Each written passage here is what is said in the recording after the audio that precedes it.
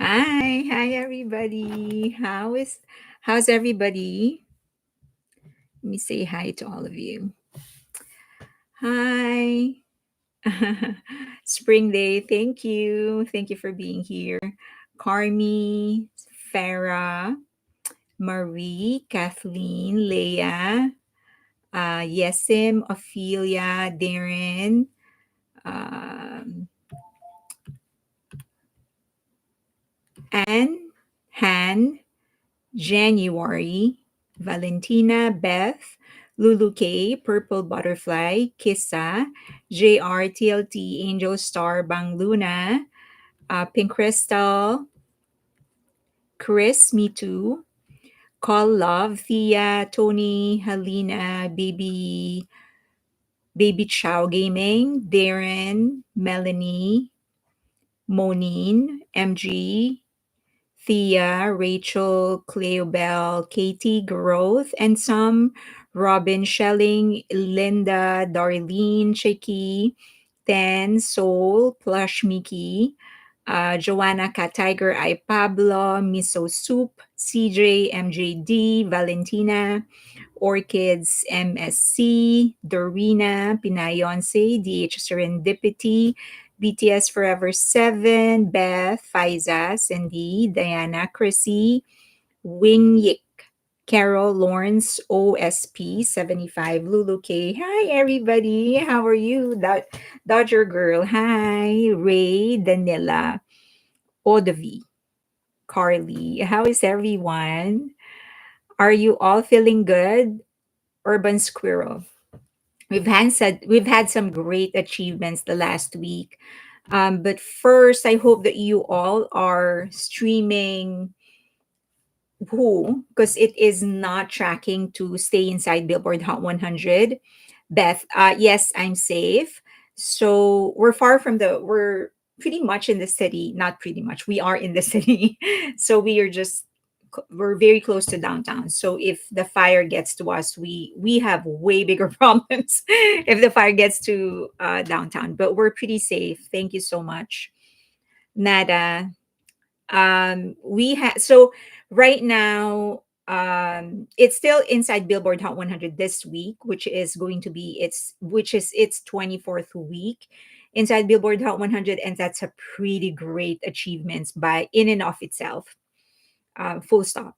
Okay, so I mean, I'm so proud of what Jimin has been able to achieve, given that he didn't have any kind of he had one performance in Jimmy Fallon, and that's it. It's like after that, nothing, because he was in the military. He couldn't even post about it or something. So that 24 weeks for something that he did not promote is, I mean, that's pretty good. He had like about 3 weeks of radio support, and then nothing. So everything is just general public, just armies in the US streaming it. So no matter what happens next week, this is still a great achievement, and I'm so proud of him. That being said, we can still do something about it because we're still pretty early in the week. So if we can just start streaming and stream premium, that would be great, because he's not on pace to actually go inside to stay inside Billboard Hot 100. As you know, there is a rule that if you've stayed inside Billboard Hot 100 for 20 weeks and then you drop below 50, you're automatically taken out in the list. That's what they call the recurrent list. Now, the only way you can go back in is if there's like an outstanding or special event like Christmas, for example. That is why on his 22nd week, he actually he was dropped, because there's Christmas, and of course Christmas songs were going to dominate the chart and whatever. So they allowed him to go back in after 1 week of absence because it was just about Christmas. But now, if he is taken out, they won't let him go back in again because he's been there for a long time. So we need to just keep him there for as long as we could. So please stream and use premium streams, because that's really helping. That weighs more than free stream. So if you have Apple Music, Amazon Music, That's better. Um, let's stream all their solo songs. Yes. It's just that, whenever there's a new release, there's, of course, special attention paid to that song. Given that, well, of course, Who is not a new release, it's been released 6 months ago, which makes it even more special. It's just that it's the only song right now that's inside Billboard. I mean, the only BTS song that's inside Billboard Hot 100. Of course, this is a Jimin song, not a not a BTS song, but BTS related song.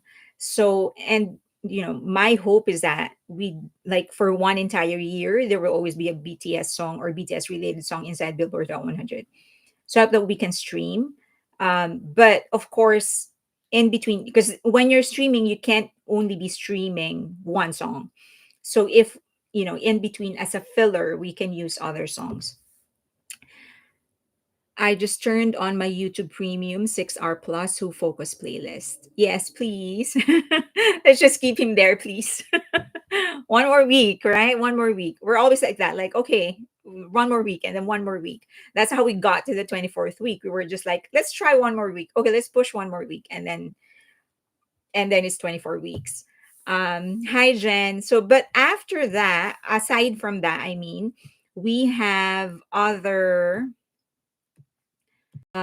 good things happening to us. And Spring Day, of course, the Queen, MK High, pre-order of Reeve is on. Yeah. Yes, that's V's project, Reeve. I don't know what it is. Could be a photo book. I think it's a photo book. I haven't checked my Weavers. Um, Okay, so one of the great things that happened this week is that the word mangne is actually already considered an English word. So it means exactly what it means in Korean, and that is, it refers to the English. It refers to the youngest person in a family or youngest person in a group. So they've included it in Oxford Dictionary. So that means that eventually it's going to get adapted to the Merriam Webster Dictionary. And in that TV special, they actually used Jungkook as an example. One of the reasons the word actually became very, very popular because of him.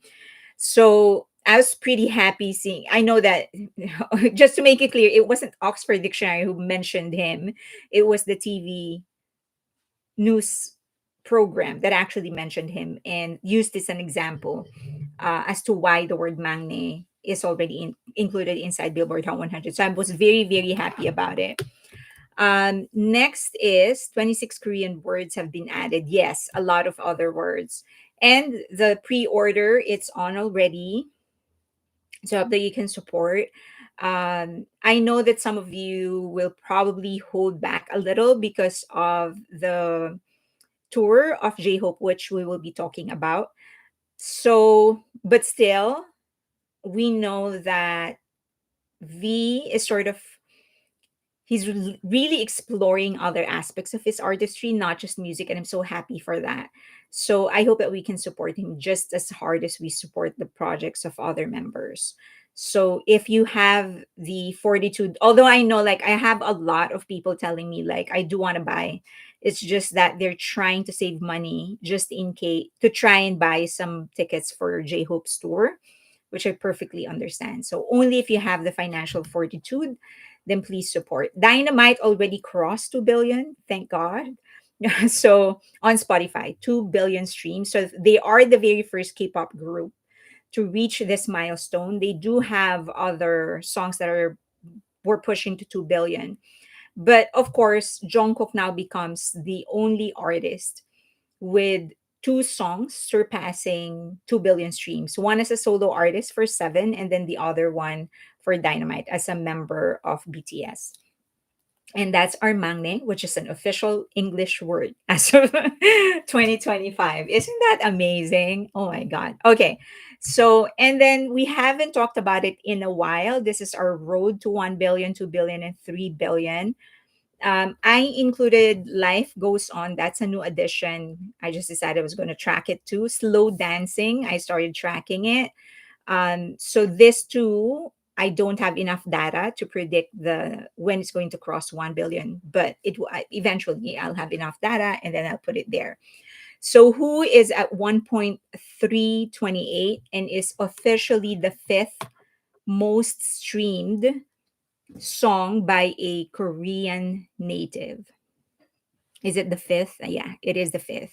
So we need to keep on pushing. As I've said, please let's maintain it inside Billboard Hot 100. Running Wild, I don't know if you can bring it back to inside Billboard Hot 100, but it is 186 million. BTS, there are two songs we're pushing to 1 billion. Life Goes On and Fake Love. Fake Love is at 817 million. Life Goes On, 766 million. And then here we go again with the Jungs. I'm going to be begging again. Please streams for the please stream for the Jungs. Astronaut is at 560. Definitely Running Wild is actually pacing faster, but we're keeping Astronaut as well.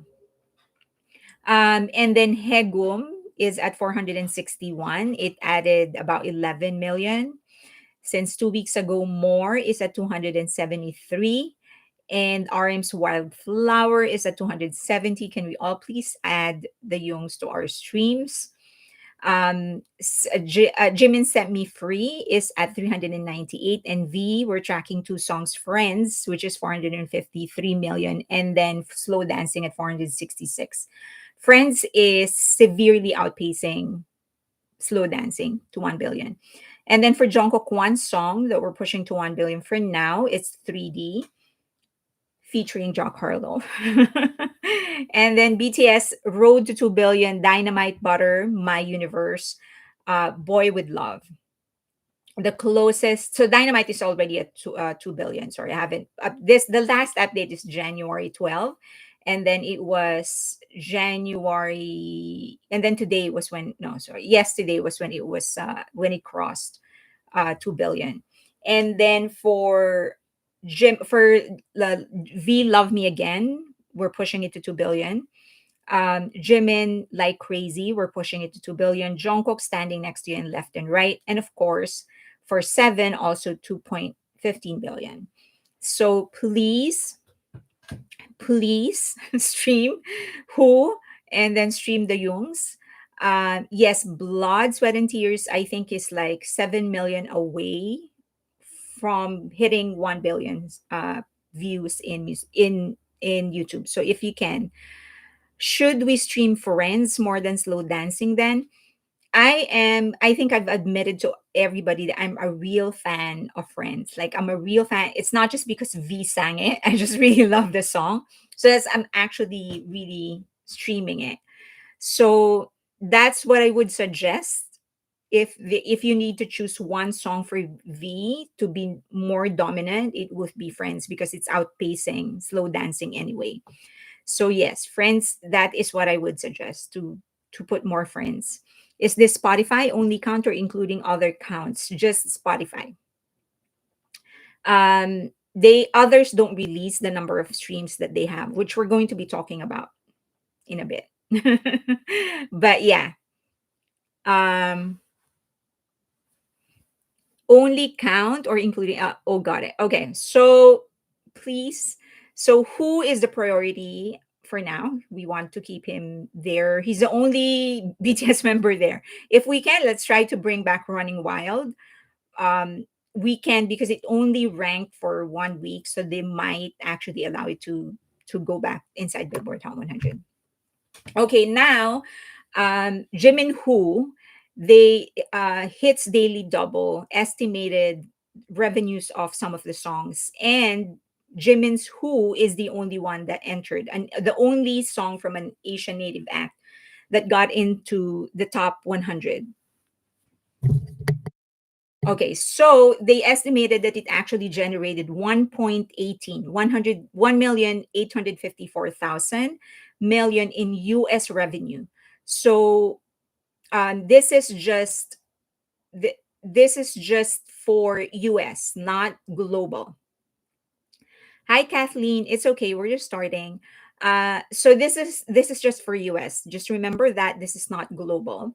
So many were asking, like, how did they actually compute the 1.85.4 million? And for them, the more important question, how much of it is going to Okay, so before I answer this question, I guys, you don't have to worry about Jimin's money or the money of any BTS member. They're so rich. So don't worry about them. They have a really good contract. Um, but I do understand it's just curiosity, right? So let's try to, besides computing one artist, will kind of give you an idea on how other artists are also getting their income computed. Okay, so the Hits Daily Double actually published this. So they segregated the sales and the streams. So total sales in the US alone is 131 units. So this is pure sales, okay? And then for streams, 381,315,000 streams. All right. So they said that the revenue for sales is 119,198. That's going to give us about 0.91 cents unit per unit, which is kind of pretty accurate. So this is just, yeah, it's pretty accurate. It's about right around that is it's about 97 or something. So that's okay. Now, remember again, this is just the US. Now, how do we determine the computation for the streams? All right. So Spotify, it's not, this is just not just Spotify. This is Apple Music, Napster, Amazon Music. These are all of those things. Okay. So for Spotify US, according to their site, it has generated 253,019,695 streams. Now, Spotify pays about 0.003 in every stream. The artist, sorry, the song, not the artist, the song itself earns about 0.003 cents, okay, per stream. The entire song earns about 0.003 streams. So now we're going to assume, because 253,019,695 is as of yesterday. So let us assume that by the end of 2024, the total streams were 225 million. That, just to be conservative about it. So that means 156 million actually came from other sources, Apple Music, Amazon Music, which only means we are underutilizing all of those streaming platforms. 225 million coming from Spotify, 156 coming from other sources, including Apple Music and Amazon Music. They are underutilized. If we can dominate those, I can promise you we'll have no no problem dominating the charts. So we just need to. I always say this. I actually started saying this when Jin released Running Wild. If you have a main, like for example, you really like your Spotify, you're comfortable with Spotify, that is fine. But if you can get a temporary second streaming account. All you have to do is get in touch with accounts that are funding for for a certain project. So I have never tried it because I already have two. I'm about to have three paid streaming platforms because my mom wants one. So if what you can do so what I was told they do, this funding accounts, is that they will give you the account and you can only play their playlist, and that playlist will be primarily dominated with whatever it is that they are supporting, which I feel is fair because when they raise the money, that's what the donors know of. So that is fair. So for example, for Running Wild, if you get a second streaming premium account, then you will be able to stream for Jin without disturbing your own playlist. Does that make sense? So you can get to Apple Music, Amazon Music, Deezer, YouTube Music, all of those things. Okay.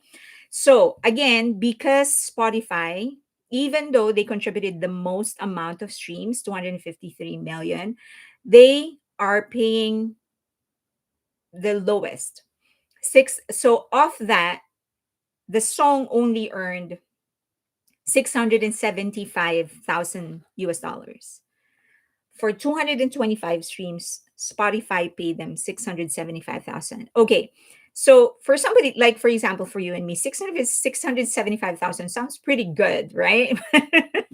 But if you're just one person, that sounds pretty good. But if you're like a team, so um you know, so the rest 1 million, more than almost 1.1 million, is coming from Apple Music and all those stuff. Even though all those streaming platform, even though they only contributed 156 million streams.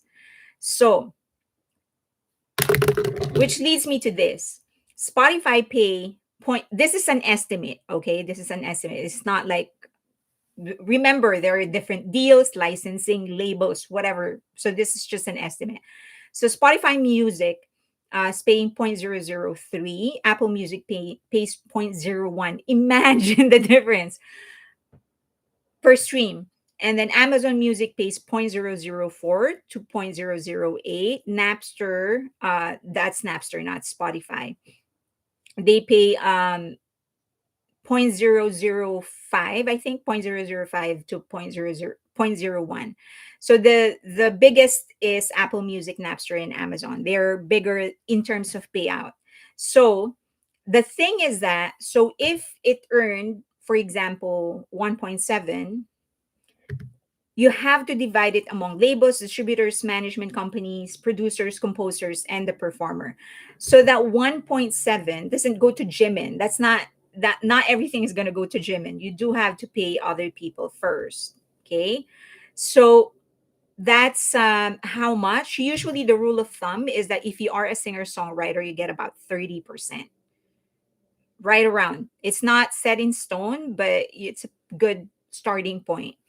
The thing is that Jimin did not write Who. He sang it, but he didn't, and he's not credited as producer, even though I feel that he should have been credited as producer. But anyway, so that's aside.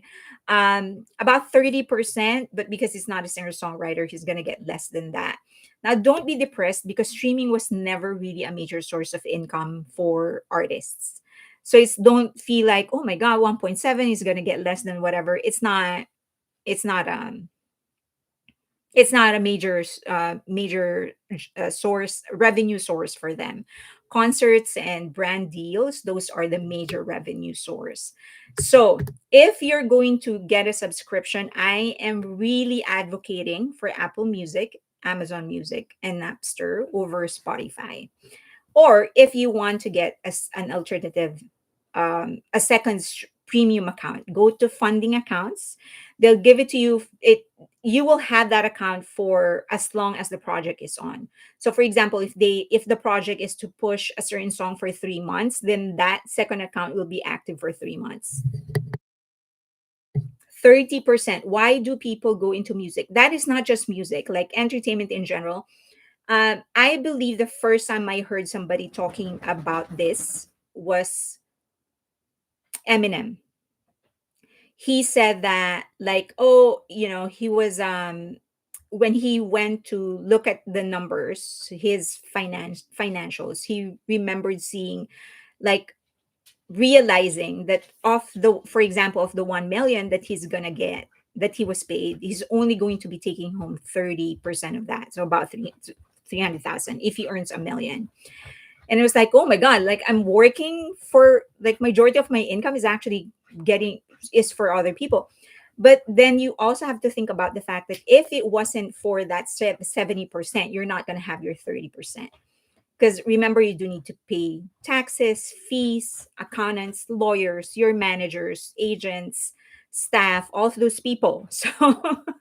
So yeah, that's essentially how it goes. Now it can go up and down or whatever. There's a lot of other considerations. So for a bigger star, you might get a bigger cut, but 30% is sort of a good starting point.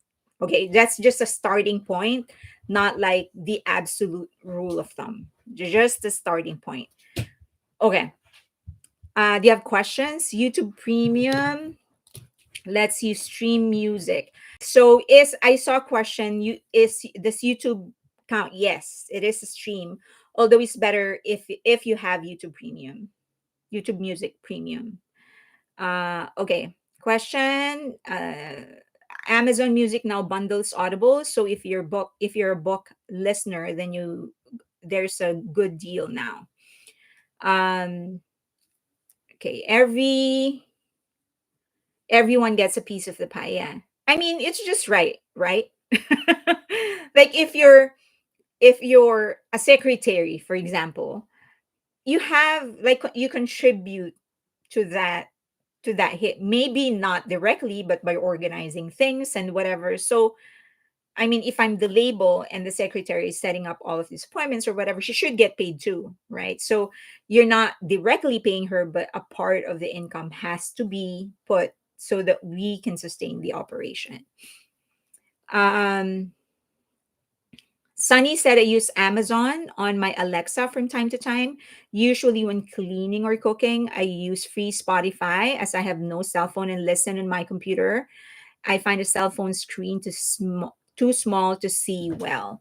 I'm starting to play with Amazon and YouTube Music more often. Let's see how it goes. Yeah, they're not. So I don't have an a Spotify premium account, and it's so easy to add songs. Apple Music and Amazon Music don't make it easy, but I guess it's just a matter of getting used to. Like for YouTube, for Apple Music, I'm just so used to it when I want to create a playlist. But yeah, in terms of ease of use, it's still Spotify. But instead, in terms of the quality of the music, they are a piece of if you listen to if you're used to Spotify and then you listen to Apple Music, you will see the difference. Like you will hear the difference. Like what kind of trash am I listening to in Spotify? But anyway, whatever you're comfortable with, for as long as you are able to listen to your music. Where is who on Billboard? So the estimate was 27. It's gonna land on 27, I think. I posted it on X. Let me see. So tomorrow is when we will get the full list. On a Monday, they only release the one to 10, and then Tuesday is when they release the full list. So I think they're predicting it to be at 38. That is a prediction, but just a prediction. Is it true that YouTube Music gives double win because it gives you video count and streaming count? No, YouTube Music is separate from YouTube, as far as I understand. I haven't played with it at all. So if you listen to it, if you play a video, then that's just YouTube. Pink Crystal, have we done any other topics? Nope. Nah. That the Jimin is the first one. Okay, let's go to J Hope because everyone is. Are you excited for J Hope's tour? Are you excited as me? When I first saw it, when it first leaked on Ticketmaster, my God, I can't describe my excitement. I just want to see him in person because J Hope is just a great performer. And I did not watch him in Lollapalooza, just because I don't like going to festivals. It's not my thing. I'm an introvert. So being surrounded by hundreds of thousands of people um, will probably drive me crazy. Now I know what you're going to think. I do it when it is like a BTS concert. But there's just so many, like an outdoor, there's a lot of things. So anyway, that's why I didn't go to Lollapalooza to watch him. So I felt like, I regretted it. I felt like I should have actually made the effort to go there and watch him. So I don't want to miss his concert. My only problem with this tour is that the venues are too small. I really feel the venues are too small. And then he's like playing 2 days. Like I'm not complaining. It's like I am appreciative of whatever he puts out and whatever. So and I will take it. I will take whatever I can get. Any opportunity for me to be able to see him live on the stage, hear him rap and sing and see him dance, I will take it. But I do think the venues are too small. Now, I feel like this is another case of BTS not following BTS Big Hit's advice. I feel like somebody told him the same thing they told Suga, and that is to go for a stadium. And he was like, "No, it's okay. I'm just gonna do an arena tour." Technically, Bank of the venue bank, it used to be Bank of America, so used so the stadium, it's actually a stadium, it's a smaller one. The capacity is 22,000, like, so that means you're going, because you can't sell everything unless it's a 360 stage. But um the guys have said when solo they all like smaller so they can be closer to army. I know, no, I definitely, and I appreciate it, I really do, I really appreciate it. I'm not like, I'm not going to insist. I'm not going to write them a note on Weverse to tell them to go to, not like that.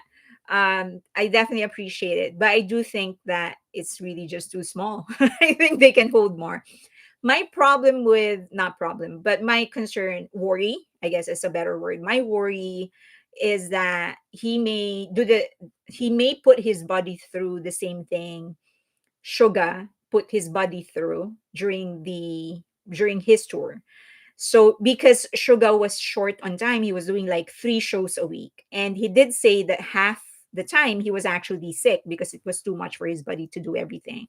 So I feel like it's the same thing for J Hope. He's gonna end up doing a lot. I feel like he's going to do, even while he's doing the tour, there's a lot of other projects that he's going to end up doing. So I think he's going to put his body through the same thing. It's going to be like, it's not going to be pretty for his body. I feel like if you do a stadium, you can do less. That's just me defending my wish that you would go for a stadium tour. Okay. Sure, we can, that they also trust. Oh yeah, definitely. I'm appreciative. So appreciative that he's doing this. Especially because, especially knowing that they do not need to do this. Like, none of them. They don't need to go solo. They don't need to put out all this album. They can sit on their asses on their pretty houses and just wait for the rest of the group to come back. But they are choosing to do this for themselves, for sure, for their music, so that they can mature and evolve and all of those things. So I am definitely aware of that. And then second is for army, so definitely appreciative of that. Conditioning is key to being on tour. It's grueling. I did PR for some star from for other artists, and so in some tours I like be with them. And even when some of these artists are not really performers, like they're more vocalists, so many of them would just stand in place, it's still grueling for their body. Are you going to do a little meet and greet for the LA concert? I hope so. Yes, that is the plan, to meet some of you. I just want the plan for the actual concert to come out first, because I'm sure that your primary thing would be to maximize your experience in J Hope's concert, right? I'm sure that if there are activities there, you would want to experience that. So I want to adjust how to meet you guys. I want to design it around what J Hope is going to do in his concert. Um, Jessica said he did say he was working out now, so that's good. I remember Yoongi saying how much he trained before the tour. Yeah, yeah, it's just grueling to be able to do, and it's not just one. The physical thing is one thing, and then the mental and the emotional thing is another, because you do need to put yourself in a position. It takes a lot out of you.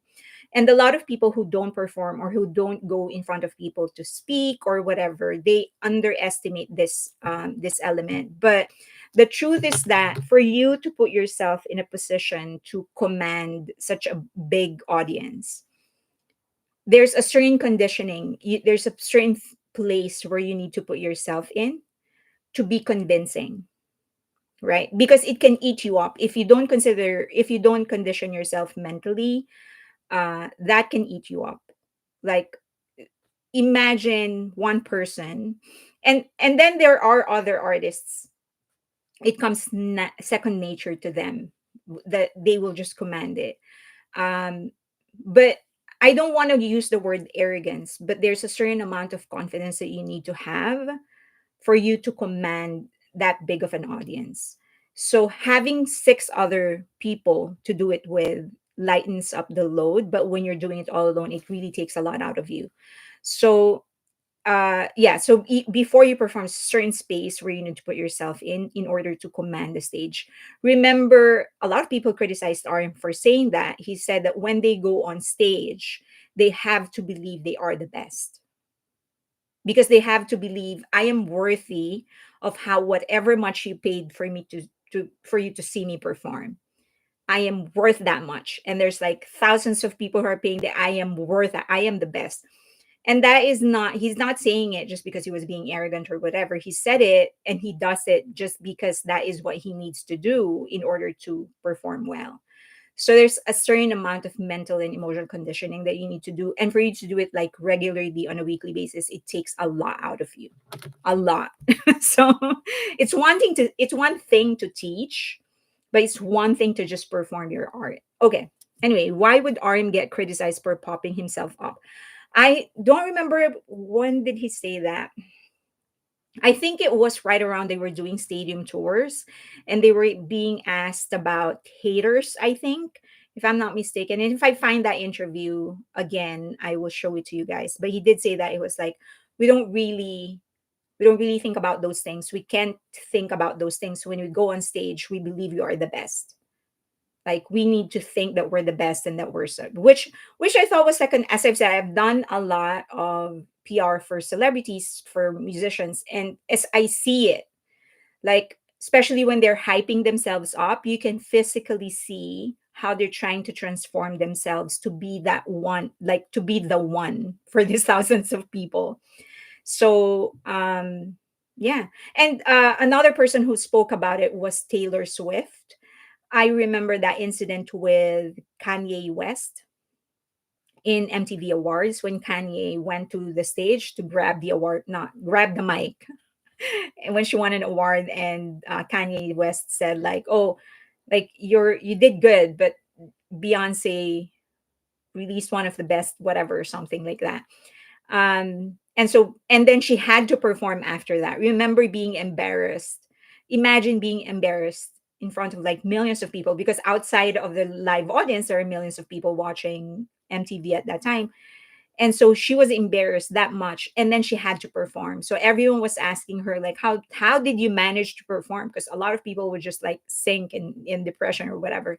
And she said, it's just something that we have to do as a singer. You have to put yourself in a place where you shut everything down, you shut everything up and out in order to really just perform. So, okay. And Eminem, I think, also talked about it. Like when you go on stage, he said when he goes on stage and you have this swagger, especially the kind of music that he performs, like you have to have that kind of swagger, and no one's going to believe it unless you yourself believe that it's you. Something like that. Okay, let's go to J Hope's tour. Um, so a lot of people, this was so funny because apparently um, there was an army who bought like 100 tickets or something to the show that's going to happen in Paris. And this is the charity show where J-Hope is going to perform together with the other Rose and G Dragon. So what happened was there were several armies who bought as many tickets as they could because other armies were still struggling to resell the other tickets that they bought of other K-pop artists. So there were some K-pop artists that were going to perform in Europe.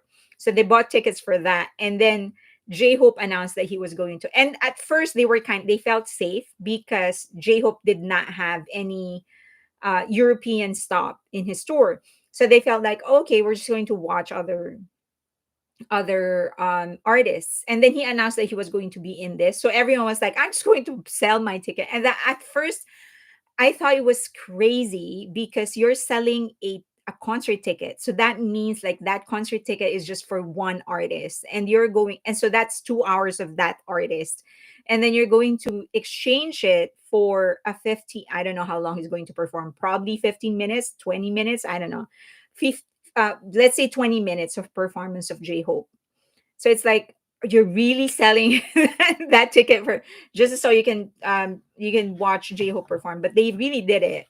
So Bamsky said, "I saw one who report the army who bought 22 and will resale at face value. Oh, that's out. So she was one of the first ones who were able to sell out what she held, but she was getting like insulted at first. So when she posted that, she said, I have 22 tickets. I'm only going to be selling it to armies." And it was like, if you're interested, message me. I have to check your social media accounts. If I know you're a multi, you're not going to get it or something like that. And so a lot of fans were actually criticizing her and insulting her. It's like, you think Army is going to be able to sell it? Like J-Hope doesn't have that many fans in Europe. Like BTS doesn't have that many fans, especially J-Hope. And she was like, and then in a matter of minutes, it was sold out. And then there were others who followed. Like someone had like 100 or something tickets. I think there's several of them who bought as many as they could, just so they can resell at face value to other armies.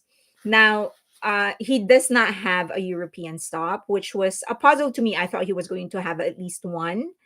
I don't know why they decided not to. Probably because he has other things that he needs to do.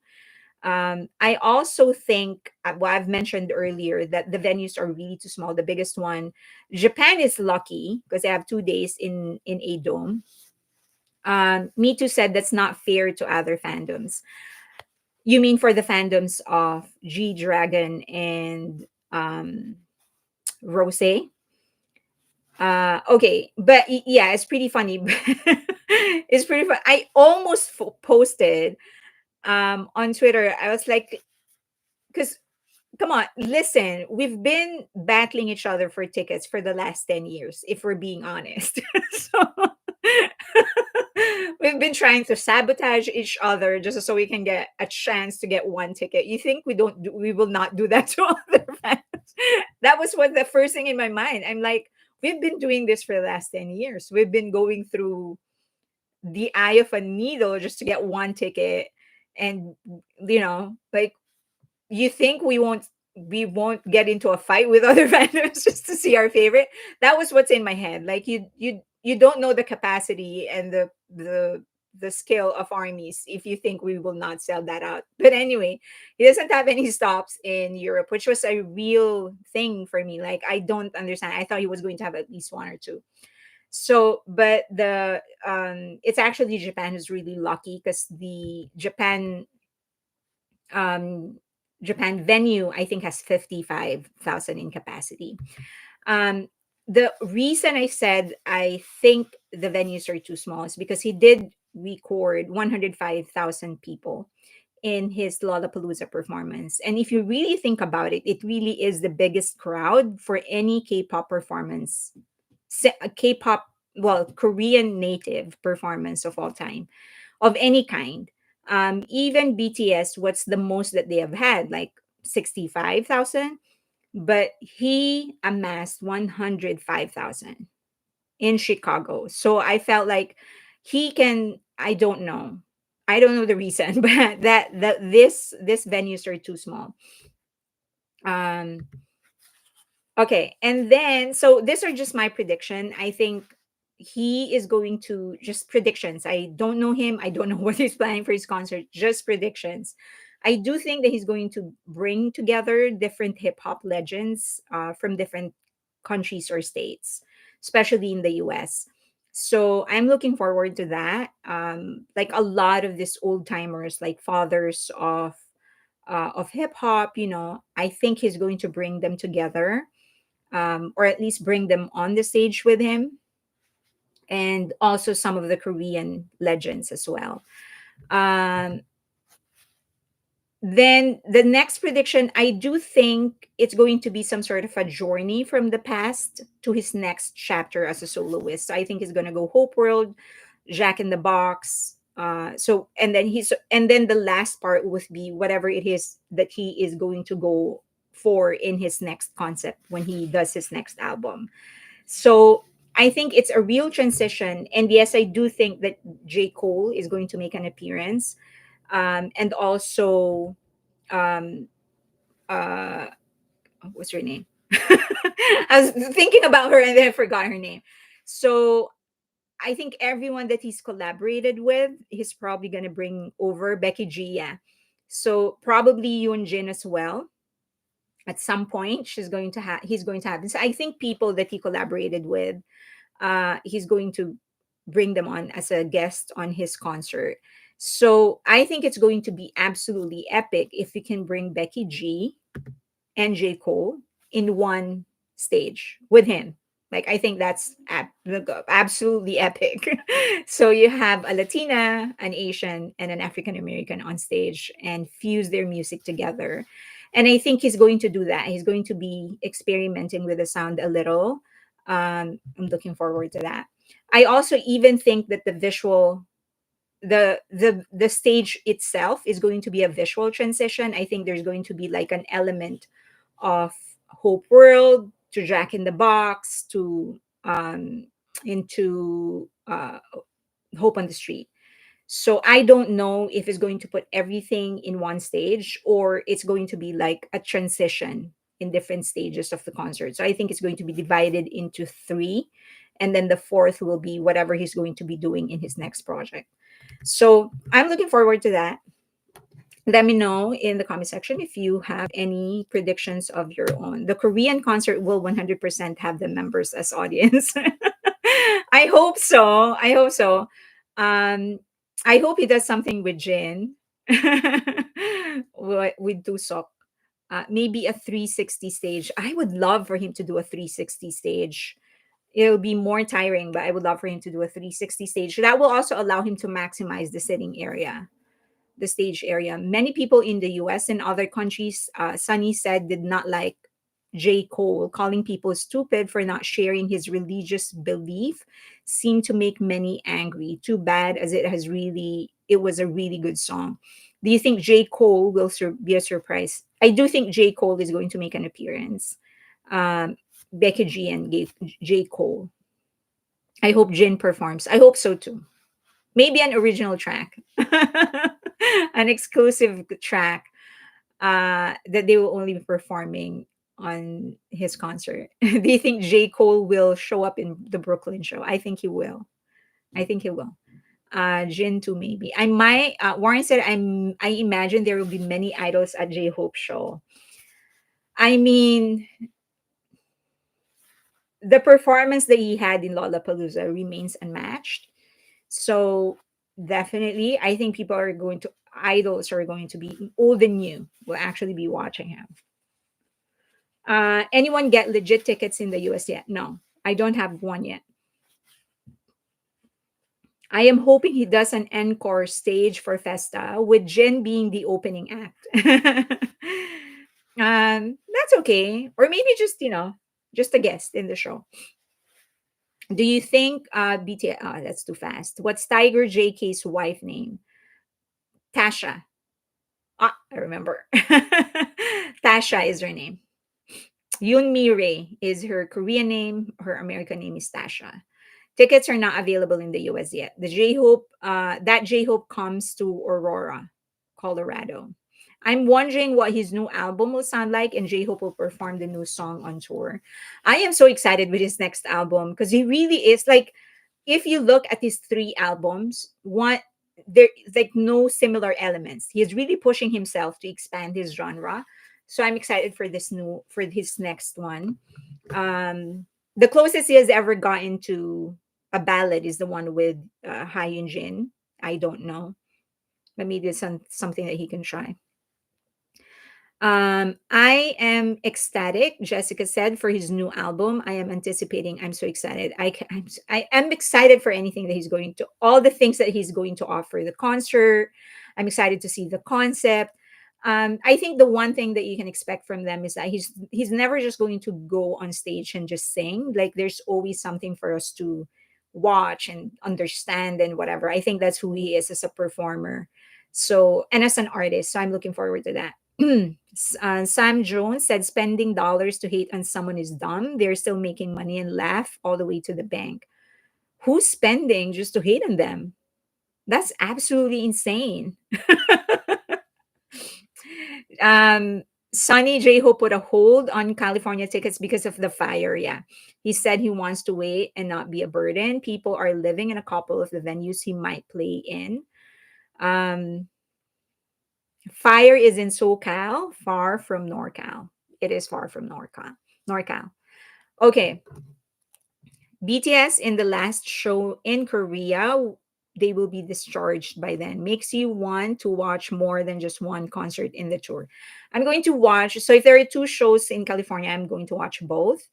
And if my mom is healthy enough, she's healthy. She's don't worry about her. She just got injured, like she slipped a little bit, and then her like veins stretched too much, I think. So the doctor just advised her to ice rest, and then she was given certain exercises. So, but she can't like walk for long.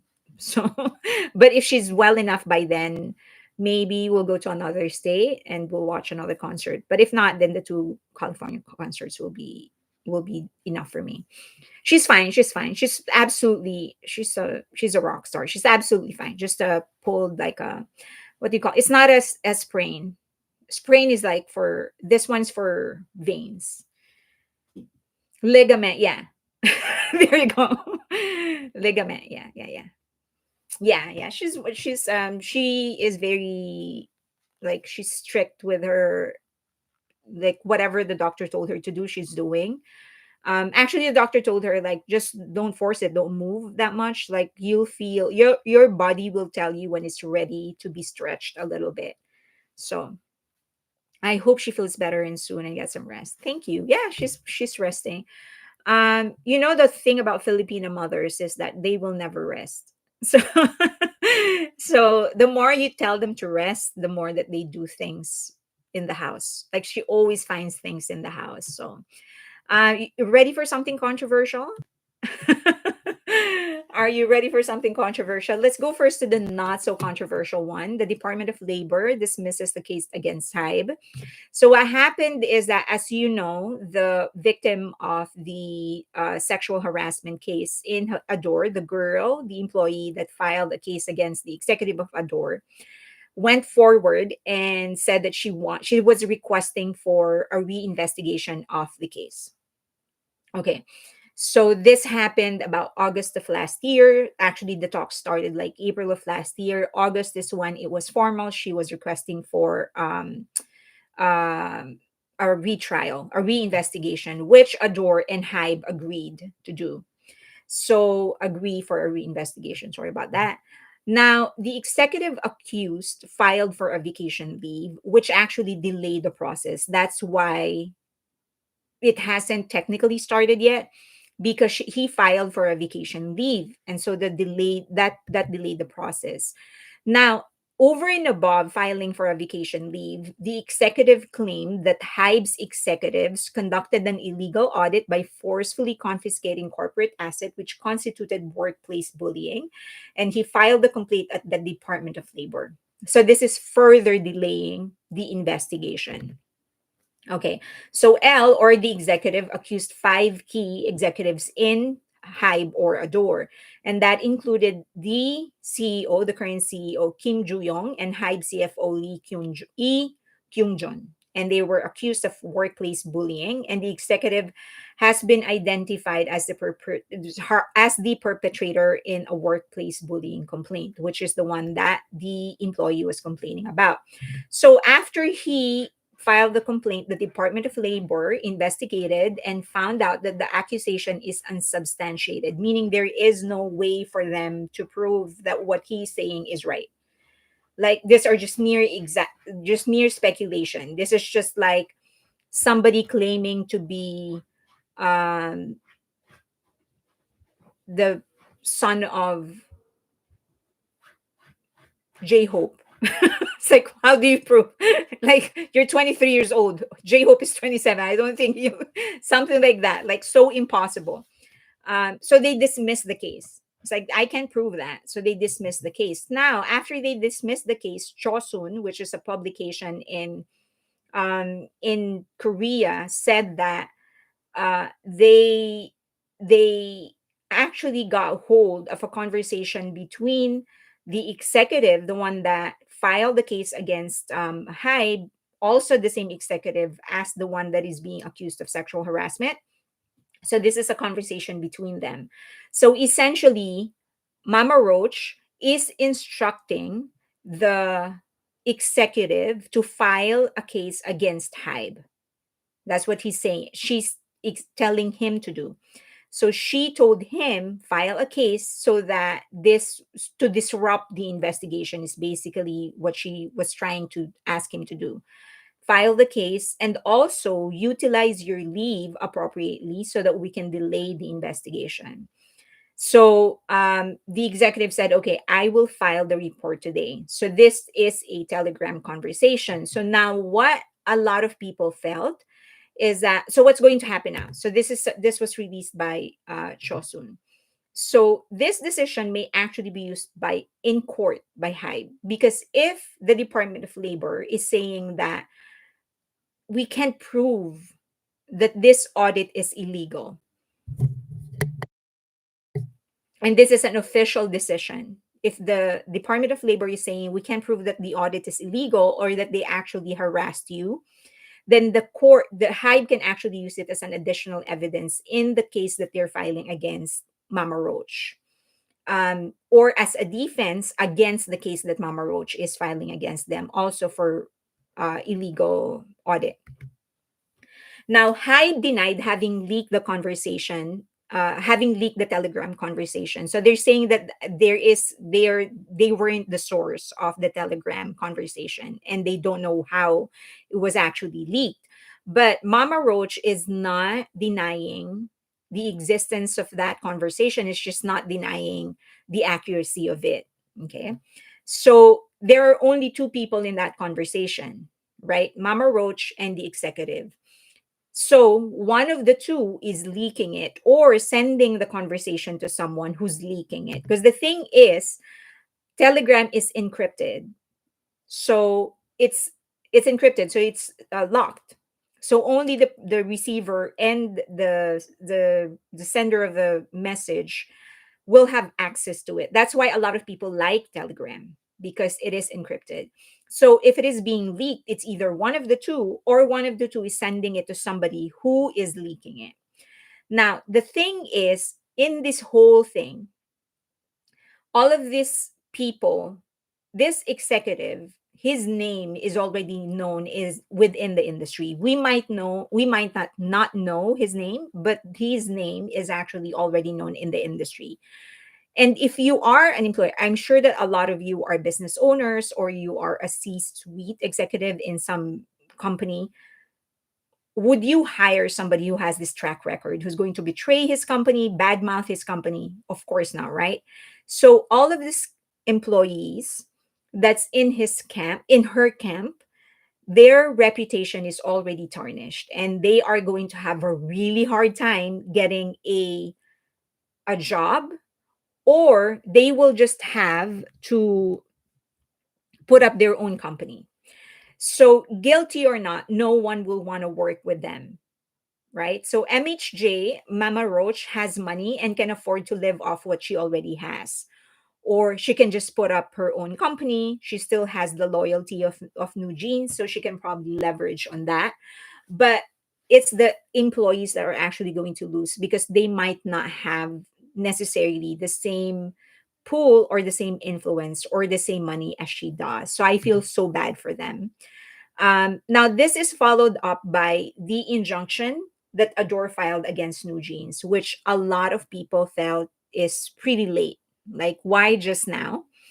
As you know, last year, they ADOR actually filed a case against some employees of ADOR that are working for of working for New Jeans, because they were trying to secure an advertising deal without the knowledge of ADOR. So what ADOR wanted was for the court to simply state that all work of New Jeans will still have to be coursed through ADOR, because they are the official manager of New Jeans. That's what they want. If the court says so, if the court upholds that contract, then anybody who works with New Jeans directly will have to pay a fine. So then Adore and HYBE can actually drag those brands, those companies, and whoever is involved in that to court. Okay.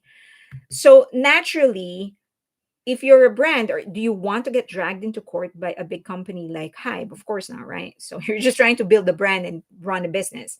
But anyway, okay, so this is the thing. Adore is actually hitting it in the place where it actually hurts the most. And no one is talking about this. And this is just, I feel like this is actually a genius move for Adore. Because the fact is that New Jeans is one of the, if not the most streamed girl group right now, right? They're one of the most streamed girl group right now. This is their total streams on Spotify via K-Worb. So it's 5.71, almost 72, 5.72 million streams just on Spotify global. And they're less than 3 years old.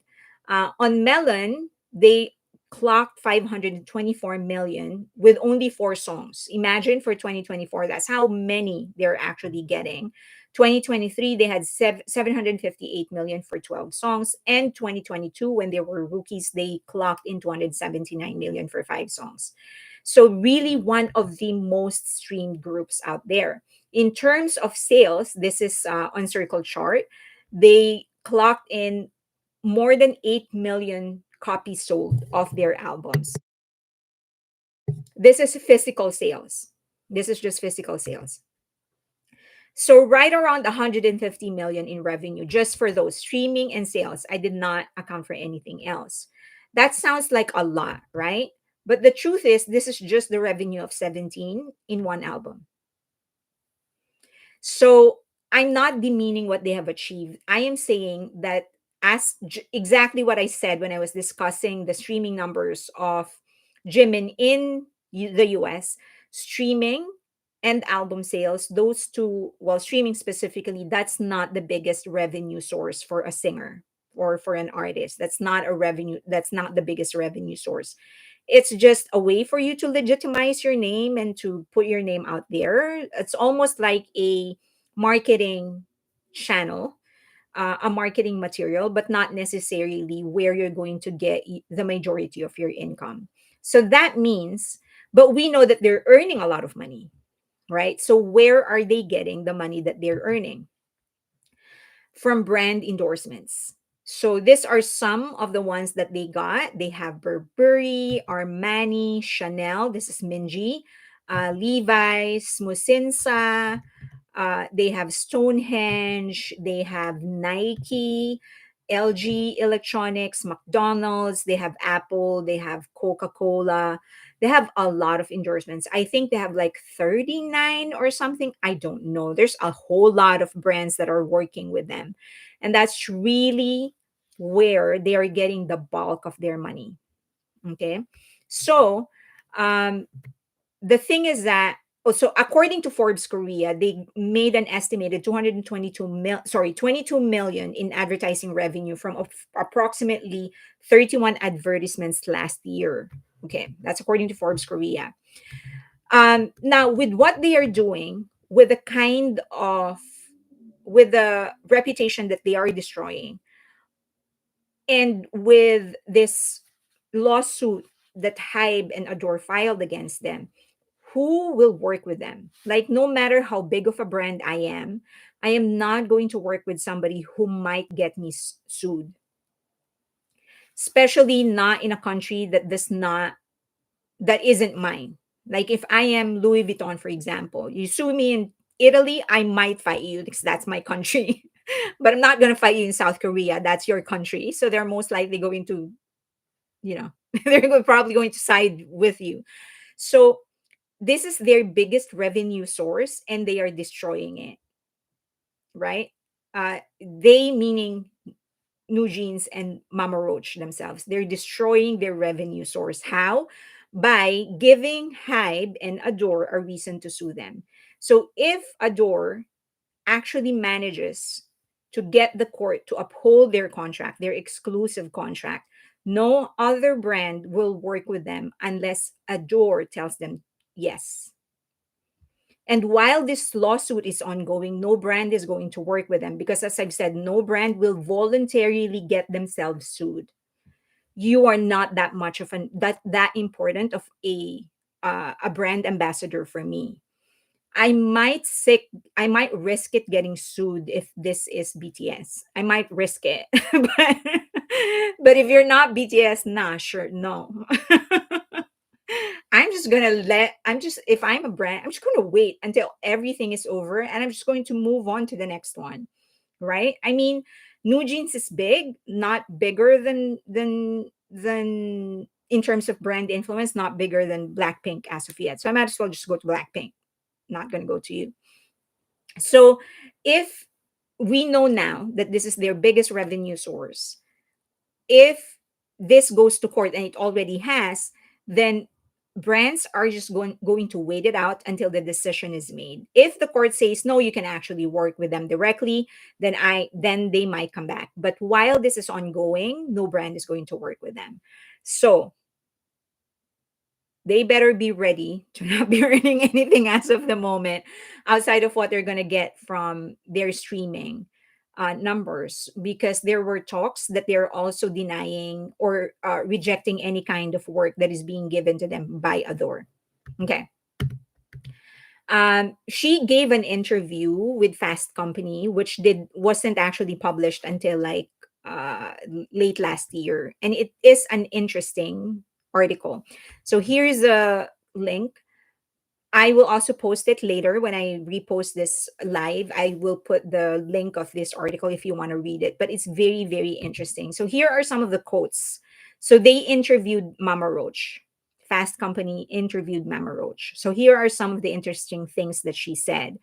With New Jeans, I was trying to target people who weren't interested previously. So this came from a question. The reporter first said, like, I'm not into K-pop, but I really like New Jeans.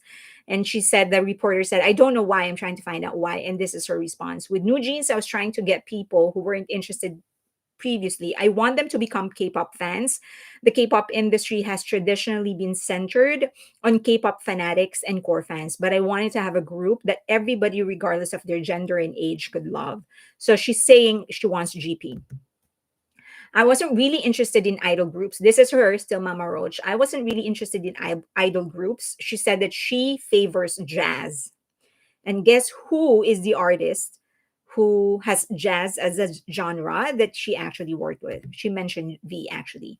So the next question is, what did you hope to accomplish when you started Adore? She said, I wanted to spread beauty, at least what seems beautiful to me. I don't really agree with people who seek outside consultants when they're running their own business. I know best about my business. I do not have an MBA, but based on my 20 years of experience in this field and all the lessons that I have learned along the way, I wanted to compile that and implement it in my own label. And because I am a creator, I thought it would be able to do business well if she's also handling the business part. So she also emphasized that this is interesting because this is a known fact in many in the industry, but no, not a lot of people are actually saying this. She said that so the question is, they got a lot of brand deals, including Apple and Coca-Cola, and she said those large companies don't pay a lot of money, which is true. Bigger companies actually don't pay a lot of money, at least not usually. If you, especially if you start with them when you don't have a big name yet, they're probably not going to give you a lot, because for brands like Chanel, those brands, like, in their mind they think that your name getting attached to their brand is more an advantage to you than it is to them. Okay. So she said that those large companies don't really pay a lot of money. There were other companies that were less known who wanted to partner with them, and were actually offering more. But she said, I chose people who I work with based on the absolute amount of money that they offer. I just think of the potential value. So she did the usual route. She decided to work with these big companies just because of the name. Because getting the name of New Jeans attached to the name of Apple and Coca-Cola and Nike, even though they're not paying a whole lot more, that is good for the brand of New Jeans. And she was right, because she started bagging all of this partnership even though they only earned $22 million with so many endorsements. It was actually good for the brand of New Jeans. Let me know if something is not clear. Before we launched, so this is still her speaking. Before we launched New Jeans, my moving from SM to HYBE made the news because I was going to a competitor. I used that hype to my advantage. I accomplished a lot of things when I was at SM, and I left because I was not really satisfied with my life there. But I'm not saying that I came here because I love this company. I needed a place where I could actualize my vision. So she's saying that no, she was given a chance to do whatever she wanted. And so that's why she decided to go with Big Hit. And then she mentioned V. I never expected. So this is a very interesting part, and you have to really read it to understand what she was talking about. I never expected to work with V on V's solo album.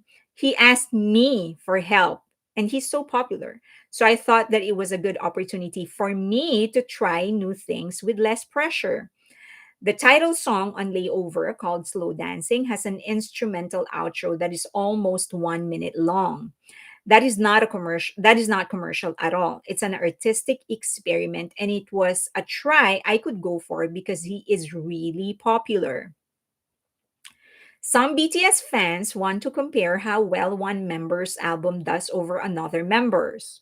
BTS is a group that's been around for 10 years. They did their duty, basically, so I think it's time to focus less on the stats and just enjoy their music and let them do what they want to do. Do you understand what she's saying? Because when I read that part, I was like, huh.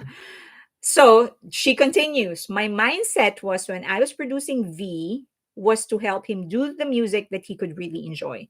In commercial terms, there wasn't a reason for me to work on that album. It was just a one off thing. It was not that we were going to work together continuously going forward, and I was busy enough with New Jeans. So, me diverting some of my time to that project could have been a little risky. But his intentions were really pure. I wanted to make him nice memories or maybe give him a gift. Unlike New Jeans, he doesn't have to be obsessed with numbers and things. Do you understand what she's saying? How she's positioning herself? Okay.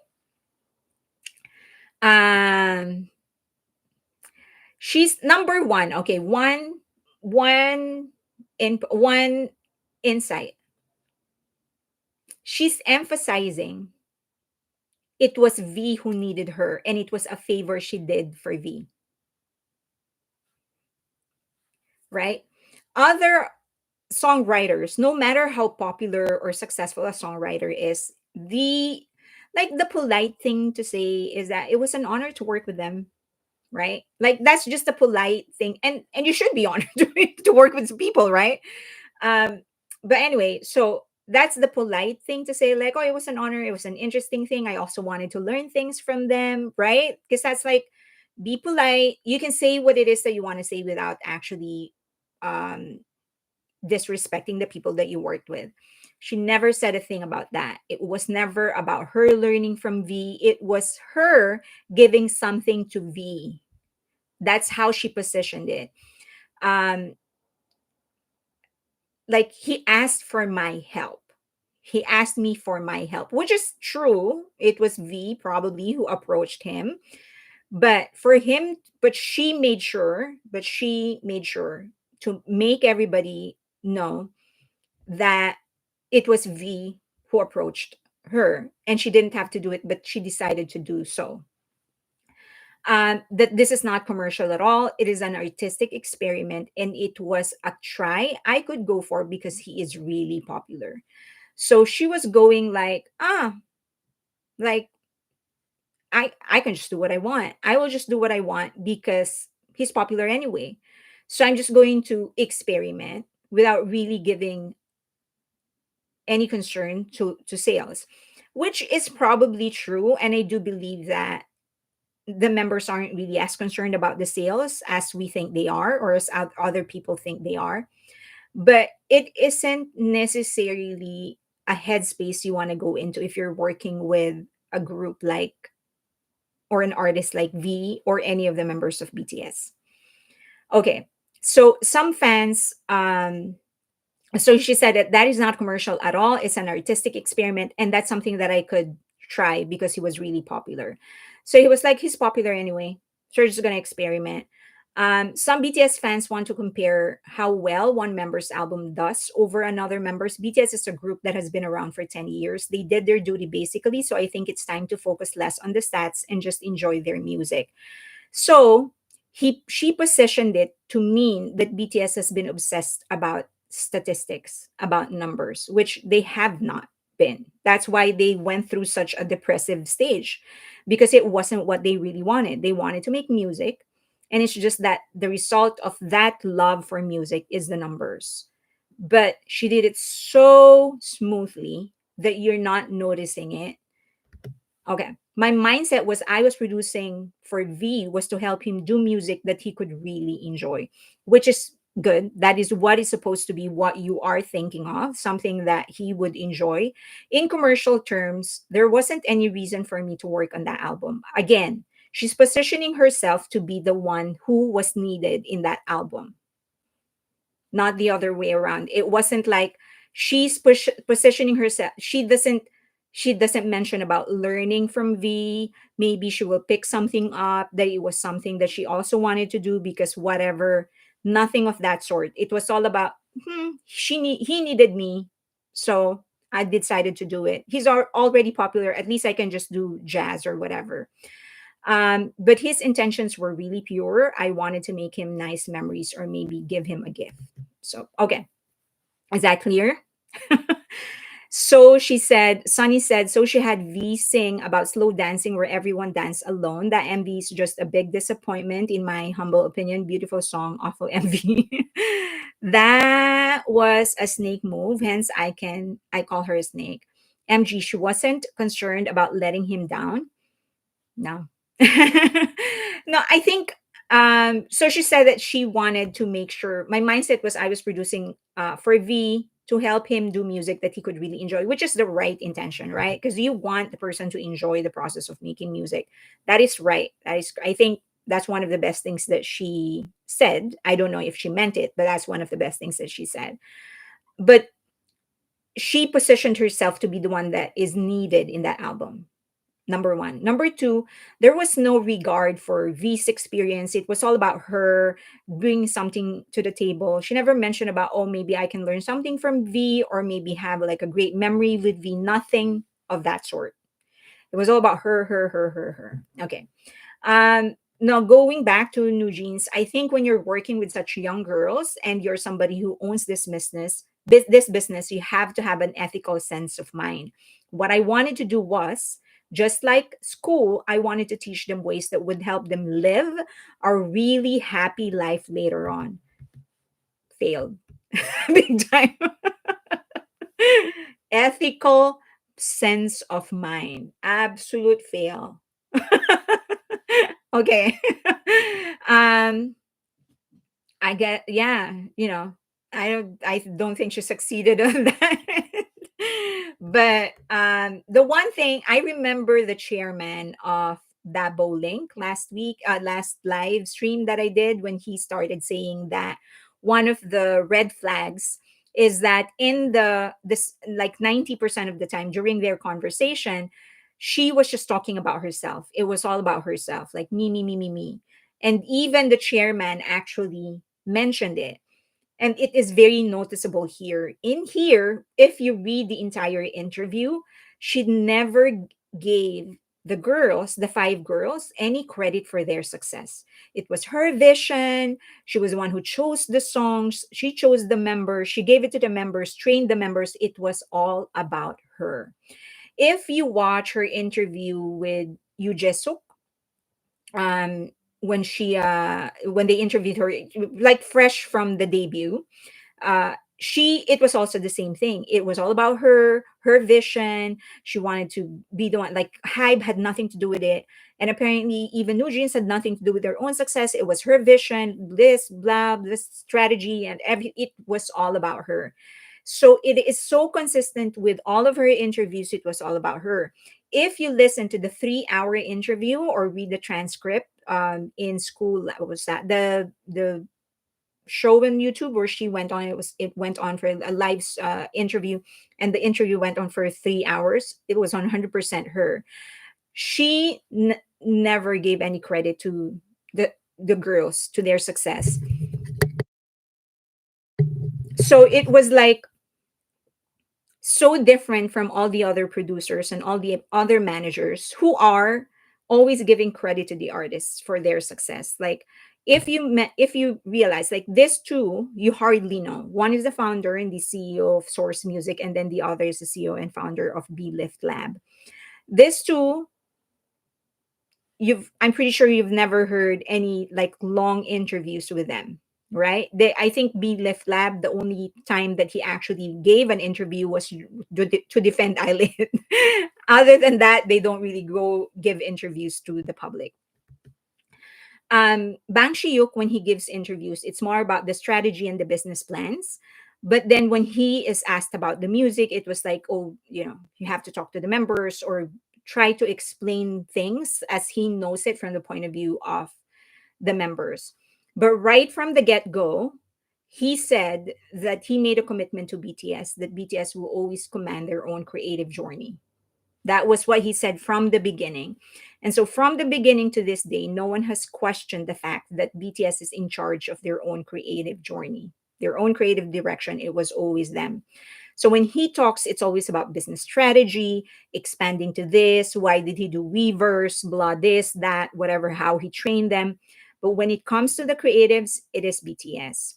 So you need that kind of a person to manage the career of an artist. You need a kingmaker, right? Like for Lesser of Him, they are the ones that talk about their music whenever, which is similar to what how BTS is doing it. After an album, they will explain the process of how they created something, blah blah blah, and then in the latest album that they made, they heavily emphasize the involvement of Yoonji in the production, the songwriting, in the direction of their creatives. So you can see that there is an effort to emphasize that the girls are the ones that are in charge of their own creatives.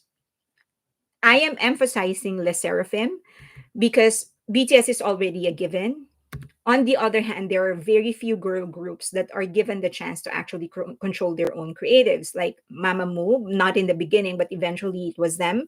And then the other would be G Idol. And then you have Le Seraphim. So I feel like we need to give these girls more chances of actually creating their own, like directing their own creatives. So groundbreaking entrepreneurs are king and queen makers, not king and queen wannabes, which I feel is what Mama Roach is. She wants to be the center of attention. She wants to be credited for the success of this, for the success of that. That she's forgetting at the end of the day, it should be the girls. It should be the five girls that is getting the credit for the popularity that they have. It should be them. She should be supporting them. But for her, it's all about her and all about her interviews, all about her vision and her success. There is a report that New Jeans left their dormitory already. There were some photos that were published in the KU, which is a forum in South Korea, and proving that the apartment was already vacated.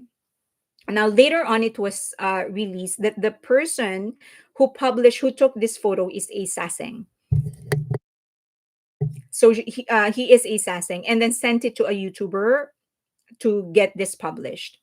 But anyway, when ADOR heard that all of them left the apartment already, what ADOR did was send staff, but they asked the each of the person that would go there to wear a body cam to make sure that whatever it is that they do is recorded, that nobody's violating anybody's privacy or whatever.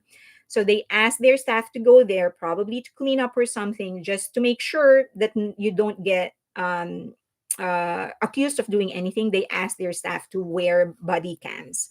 So right now they are out of the apartment, and what's happening when they were fulfilling whatever is left of their schedule, they would each go to the venue separately and also leave separately. but they will not be fetched and whatever. So nobody really knows where they are staying.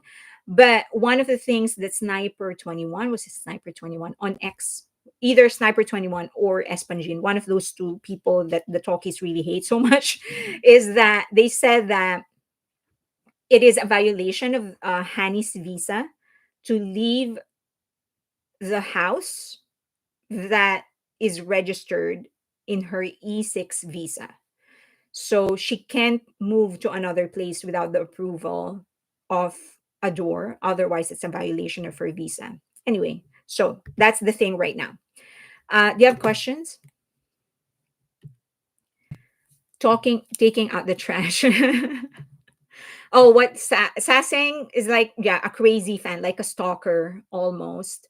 If you would remember, Jungkook had a problem with Sasangs because they were sending him food in his apartment. How terrible is that? Like somebody's going to send you food that you didn't order. It's terrifying. You don't know what they put there.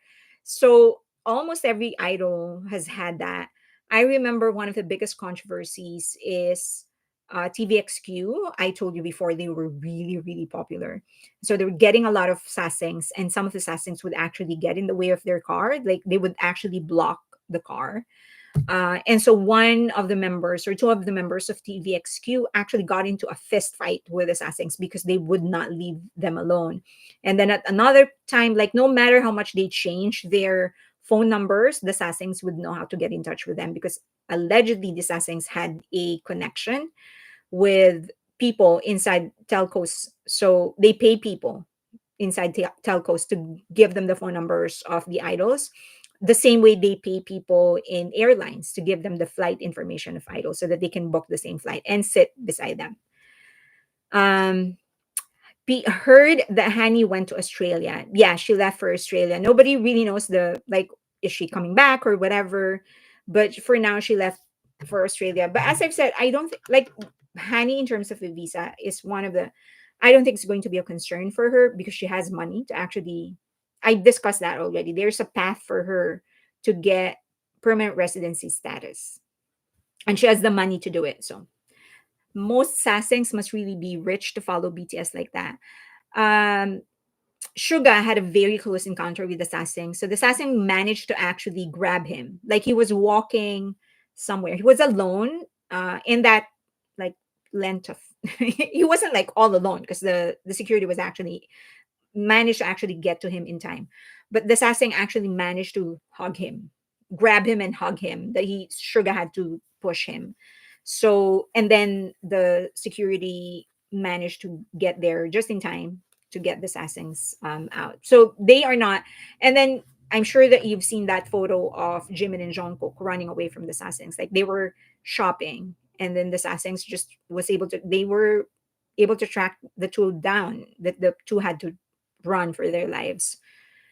Um, can current advertisers sue NJ for damages for not fulfilling their ambassador obligations like Indum? They can. That depends on the contract itself. So usually in a contract, there are some provisions. So they provide for possibilities like that. It's kind of standard thing. Like if, for example, the the ambassador is not able to fulfill a certain part of the contract, what will they get in return? So usually there are certain provisions like that. Um, and then it only goes to a lawsuit if, for example, the idol refuses to do what the contract says. So right now, I believe the newest endorsement that they have is Omega, the watch. So, but we don't know the nature of the contract, right? Maybe it's just for a photo, like for a print ad or for a poster and nothing else. So, but they can. The answer to your question is yes, they can sue if the talent or the endorser refuses to do what is in the contract. Existing psychologists asking, I heard that immigration won't do anything until the employer reports them.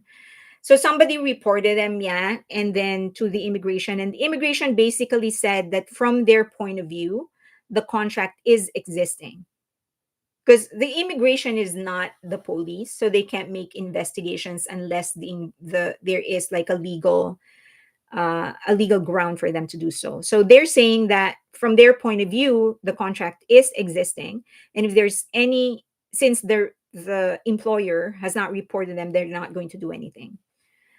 Years ago, Cat Tiger said years ago one tried to follow Suga into the bathroom on an airplane. Oh yeah, that also happened. Somebody actually sat beside V in an airplane. Yeah. I saw the live stream when SASSAENS was waiting outside of the gym while was live streaming. We are 928 watching. Oh, wow. I did not even, one of the things that I've learned to do is to not look at the number of people the number of people that's watching, because it's just going to distract me. Like I just want to be present for those that are watching. I just want to be present for all of you, so I don't pay attention to that. But thank you for letting me know. That was a nice surprise. Okay, do you have any questions on that? They need to lay low until legal decisions are made, but I doubt they will. Yeah, I think one of the biggest damage that will this entire thing will do to them will be their source of income, because brand deals, it seems that's the bulk of their income. They are most likely not going to go on tour anymore, so that would have brought in a lot of money for them. But I think they're refusing to do that, or they never even planned, like they did not start planning on that even. So they're going to rely on brand deals. But if brands are not going to work with them, and most likely they won't, then that's spell a lot of trouble for them. Now, they've been earning a lot of money since they started, so I don't think they will worry about that for a while. I mean, for as long as they are wise in how they're actually investing their money, they should be okay. I mean, 3.4 million each. That's how much they earned in 2023. That's a lot of money. That's a lot of, if you know how to manage your money, you should be okay. So brands are dropping them already. Yeah, I think it's more like brands are not renewing for now. Maybe some of them actually want to renew. They just won't do it unless this entire mess is resolved. They need to feel and see consequences of their action. Correct. Okay, let's jump to the next topic. Litigation is expensive and it will take years. Yeah, I think that is the reason ADOR filed an injunction, they said, because they know that the current lawsuit that they filed um, to uphold the contract is going to take a long time. So that's why they filed an injunction, just to make the process faster. And the court should decide on this faster, because a lot of people are going to be affected. They should the court should be thinking about the disruption of the business and people whose work will be affected if this does not get resolved. What have they gotten themselves into? Crazy stuff. Crazy stuff. They've gotten themselves into crazy stuff. Okay, viral hit. So a lot of people are making an issue about apathy and Gangnam Style and whatever, and I don't think it's an issue. I mean, it's great for everybody if their songs are hit, but let's just let's straighten out some things. Essentially, what I want to emphasize is how important marketing and promotions are when it comes to a song. That a song can be, there are a lot of great songs out there that are not getting the attention because they're not getting the right marketing and promotions. So for example, Gangnam Style was actually pushed by Scooter Braun. A lot of people are saying, oh, this is a true viral hit and whatever. Okay, but a viral hit that was pushed by Scooter Braun, and he pushed it heavily. So this is him talking about how he found Gangnam Style. Okay.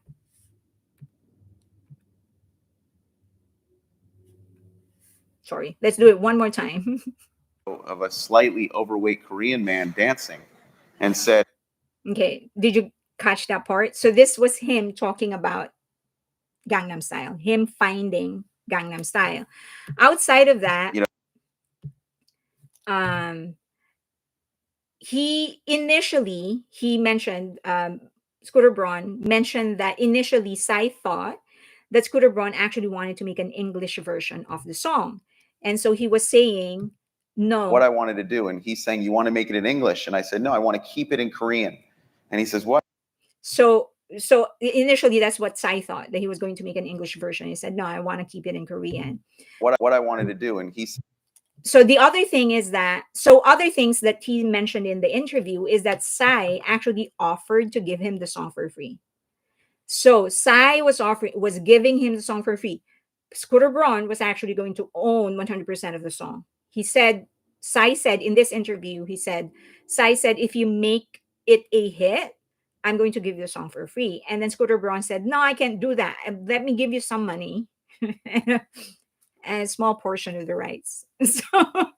So this huge hit is actually making Scooter Braun really, really rich to this day. Scooter Braun is also in the same interview. He also said that he's responsible for other hits like Call Me Maybe and stuff like that. So he knew how to get things on top, essentially. Like if he finds the right song or the right singer, he will get it on top, no problem. And this is also how he ended up working with other artists. Like for a time, he was actually managing um, CL, the leader of 21. So that's how he met her, through Sai. Okay. So the moral lesson is that as much of a viral hit everybody thinks it still was pushed by somebody in the US, by Scooter Braun. Next song is Nobody But You. I don't know if you know this song.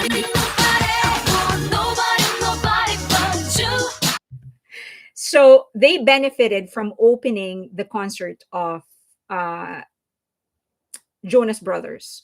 So they were at the top. So the Jonas Brothers were at the top of their popularity when they started opening for them, and that's how the song was actually became known among the Western market, because they were touring in the US and Europe, and Wonder Girls was actually opening for them. And so they created an English version of Nobody But You, and that's what they performed in their opening act. And that's how it spread. And they got to number 76 for a week in Billboard Hot 100. So, will you consider that a viral song? They do not have a US promoter, a US distributor, but they benefited from promoting or touring with Jonas Brothers. Now comes Apathy, which is a song by Rose and of course Bruno Mars. Now, Bruno Mars is a legend in the music industry globally.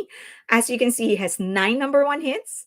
He's had 34 songs inside Billboard Hot 100, and he's top 10 hits, 20 songs. So one song, Uptown Funk, it stayed inside Billboard Hot 100 for 56 weeks. That's What I Like stayed inside Billboard Hot 100 for 52 weeks. Just the Way You Are, 48 weeks. He has 41 weeks with 24K Magic. Leave the Door Open, 39 weeks. Grenade, 36 weeks. He does not have to prove himself. And this is proof eternal that the guy knows how to make a hit. Okay. Anything that he touches becomes gold, turns into gold. And now his latest hit, Die With a Smile, so strategically made. I don't, you have to appreciate how that song is so strategic in the topic and has now been inside Billboard Hot 100 for like 22 weeks. I don't know, but it's been there for a long time. But you do have to appreciate the subject matter of Die With a Smile. This is a song applicable to anybody who's lost anybody in their lives. And that is like 100% of people on earth. So this was strategic. I mean, it's a beautiful song, but this was more strategic. They needed a hit for the return of Bruno Mars, who has been absent in the chart for like 3 years now. They needed a hit, and they found the subject matter for that hit. Okay. So of course, Apathy is also benefiting from Bruno Mars's return and Bruno Mars's reputation, and of course from Atlantic Records. Atlantic is heavily pushing the song. Is it a great song? It is. It's definitely a great song. It's a total bop. But a lot of great songs don't become popular just because they don't get the right promotions. This song is a good song, and it also got the right promotions. Now, this song is the question is, what do we then consider to be a viral hit? Is anything promoted by a big label not a viral hit? Is that the rule? Because if that is the rule, then we can rule out the virality of Gangnam Style and of Psy, because both were promoted by big machines in the US. If an independent artist uses the same strategy as a big label, is it viral? Because it's not a big label, but they're using the same strategy. Ads, playlisting, it's just that it's an independent artist. The other question, of all these marketing channels, which are actually tampering with the chart? Because as we know, um, people like talking about, oh, I know it's a hit because when I went to this restaurant, I heard the song was playing. Like, that is anecdotal. It doesn't mean that it's actually popular. It could be that the owner of that restaurant that you went to is a big fan of the artist. So um, I feel that ads should not be counted. Okay, I jumped. So I feel that in this question, which marketing channel tampers with the chart? I feel that any kind of marketing channel, be it YouTube ads or playlisting, if it is paid, it should not be counted as a stream or a view on the chart. I think it is but fair. Because first and so you know that in Spotify they do have a program where a singer or the artist can actually give up their share. In return, they will get pushed more, so they will be advertised. So obviously the objective of that is to introduce the song to more people, not necessarily because they want streams. So I feel it should just be fair that if your objective is to introduce it to people, then so be it. All right, you can pay for your songs to get a lot of streams so that it gets introduced to more people, but it shouldn't be counted in the charts. So there are also independent companies which you can pay for your songs to be included in their playlisting. So in Spotify or Apple Music, there are people that create, we all do it, right? We all create playlists and then we give it to people to listen to. The biggest playlisters can actually accept money to include a song in their playlist. And companies like this will actually facilitate that. So we'll give the song, we'll give, but they don't guarantee success. They will only guarantee that they will give this song to like how many people, and and then you'll get a chance to actually get included in their playlisting. I feel that all of these playlisters, there should be a clear notification that it is there because it is paid, and any stream from that should not be counted inside the chart. Pink Crystal said apathy served its time. I was into it before, but I've moved on from it already. I've had too much of it. I also feel that Spotify should really weigh less in the chart. I feel that because it has been rigged so many times. It's so easy to rig. And then the other thing is that they have really maximized all of this charting, disclosing the stream numbers to attract people to their platform, and also as a marketing channel because they make the number of streams visible, then people are using it to prove that one song is more popular than the others. So I feel that all of these marketing techniques is just muddling the water. So if you want to continue with all of your marketing tricks, then you should weigh less in the chart and pay more attention to more organic charts like Apple Music and Amazon Music. That's just my thing. It's like, for me, I love Apathy, and Rose is my favorite Blackpink member, and she still is. And I'm not taking away from her artistry. I feel though that in her album, Apathy is not the best song, but it is getting the most attention because it's getting the right promotion. She was supported by a great artist, and I'm not taking that away from her. If I were in her position and I was offered a chance to do a collaboration with Bruno Mars, hell yeah, I'll do it too. Who will say no to that opportunity? So that shouldn't be taken against her. She was given, the only thing that she did is she played the cards she was dealt with. She was given a chance. Okay, there is a story that she actually chased a friendship with Bruno Mars. I don't see anything wrong with that. She wanted to be friends with somebody. The guy is obviously so fond of her that he agreed to do a song with her. So leave her alone. She played the cards that she was dealt with. That's the only thing that she did. However, I feel she has better songs in her album. Now, let's not take it against her that she's getting streams, she's getting radio plays. But I also feel that, to be fair, all of this push, all of this marketing, I think if the play is accounted to a specific ad, it should not be counted. If there is playlisting, paid playlisting, that it should not be counted.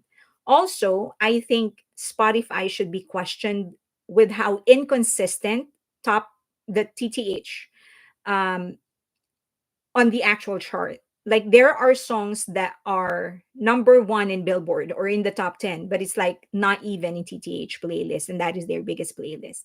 So all of those things, I think it adds up to the fact that to the fact that Spotify is not the most credible source of the trend musically.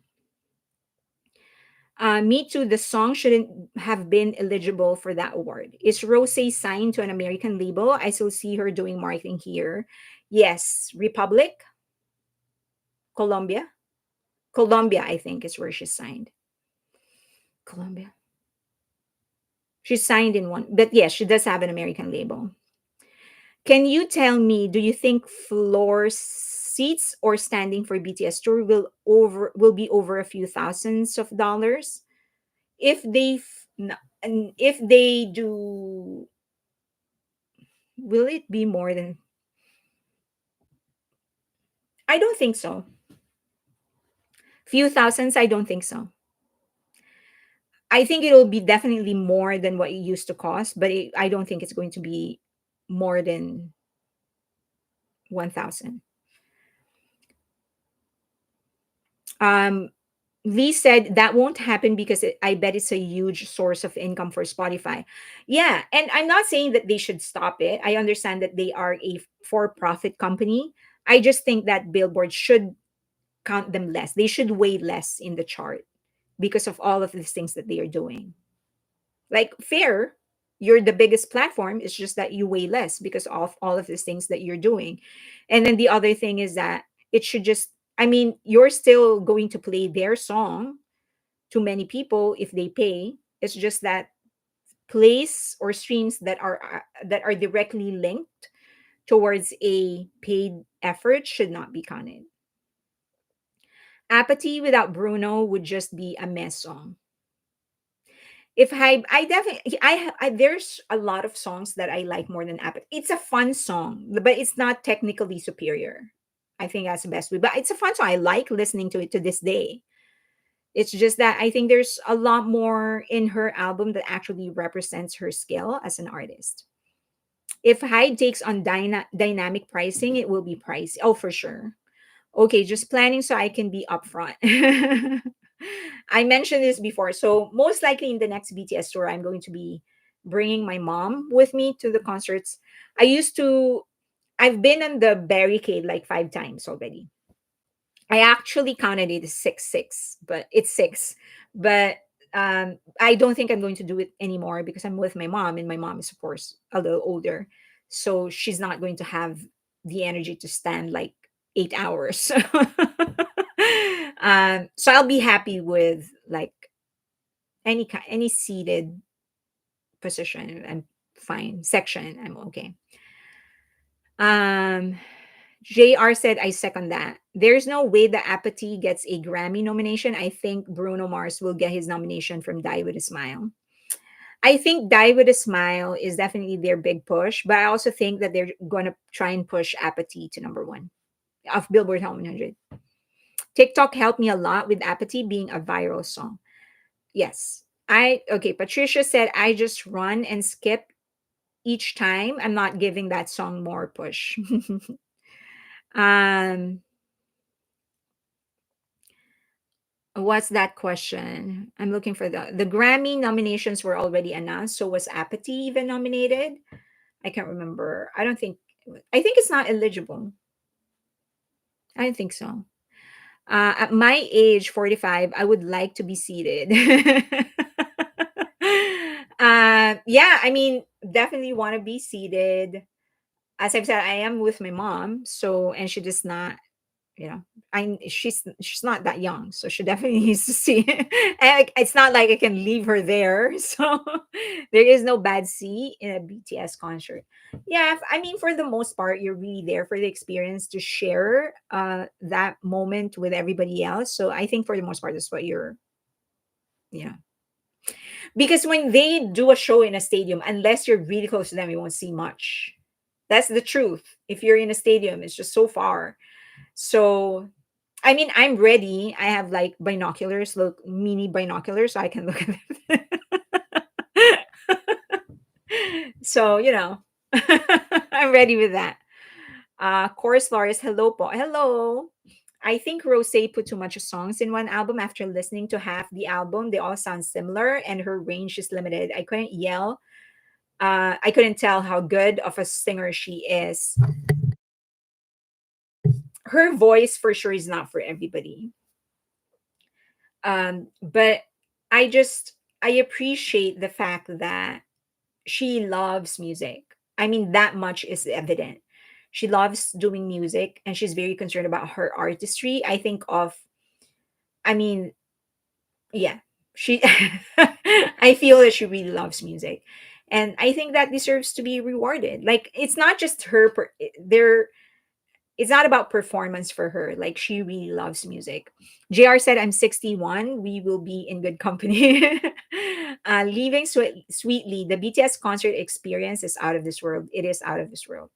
Is it true? Abron is asking that the view on the floor isn't as good as the first of the floor section. I know floor is where you might have member interaction, but I would also want to see well. Yeah, so I'm 5, like flat. I'm really short. So I definitely have no business being in the general section. If so, sometimes there are concerts where the floor is actually seated. Like it is floor, but it's seated.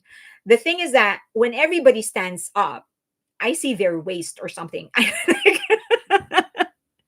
And then, if it is standing, a lot of these fans will actually bring shoes with like 2 feet. I'm exaggerating, obviously, but the heels or the platform is like 2 feet. It's like, my God, I'm looking at somebody else's back. So I really have no business being in the floor section. So I'm really late. Bye, bye, Jessica. So my trick is if I don't get into the barricade, I usually move away just so I can have like a complete view of the performance. And so after like I think in the second or third time that I went on the floor, I decided, so my first attempt I was able to manage. I managed to get into the barricade. Second, I failed. The third time I decided I was going to start bringing binoculars just to make sure, because there's just not, if I don't get into the barricade, I won't see anything because I'm so short. So MG said I'm 5, so yes, the struggle is real. Yeah, so I there's just, it's useless. I paid hundreds of dollars and I'm going to watch somebody's back, right? So that is just my result. I don't get to the barricade, I'm just going to go farther away. That's going to give me a better view of them. I won't be as close, but at least I am seeing something. Now I've also tried going, what was that? I think it was the Honda Center. I was actually seated and I saw them, but that's not a stadium. That was like an arena. So that was 2016 or something.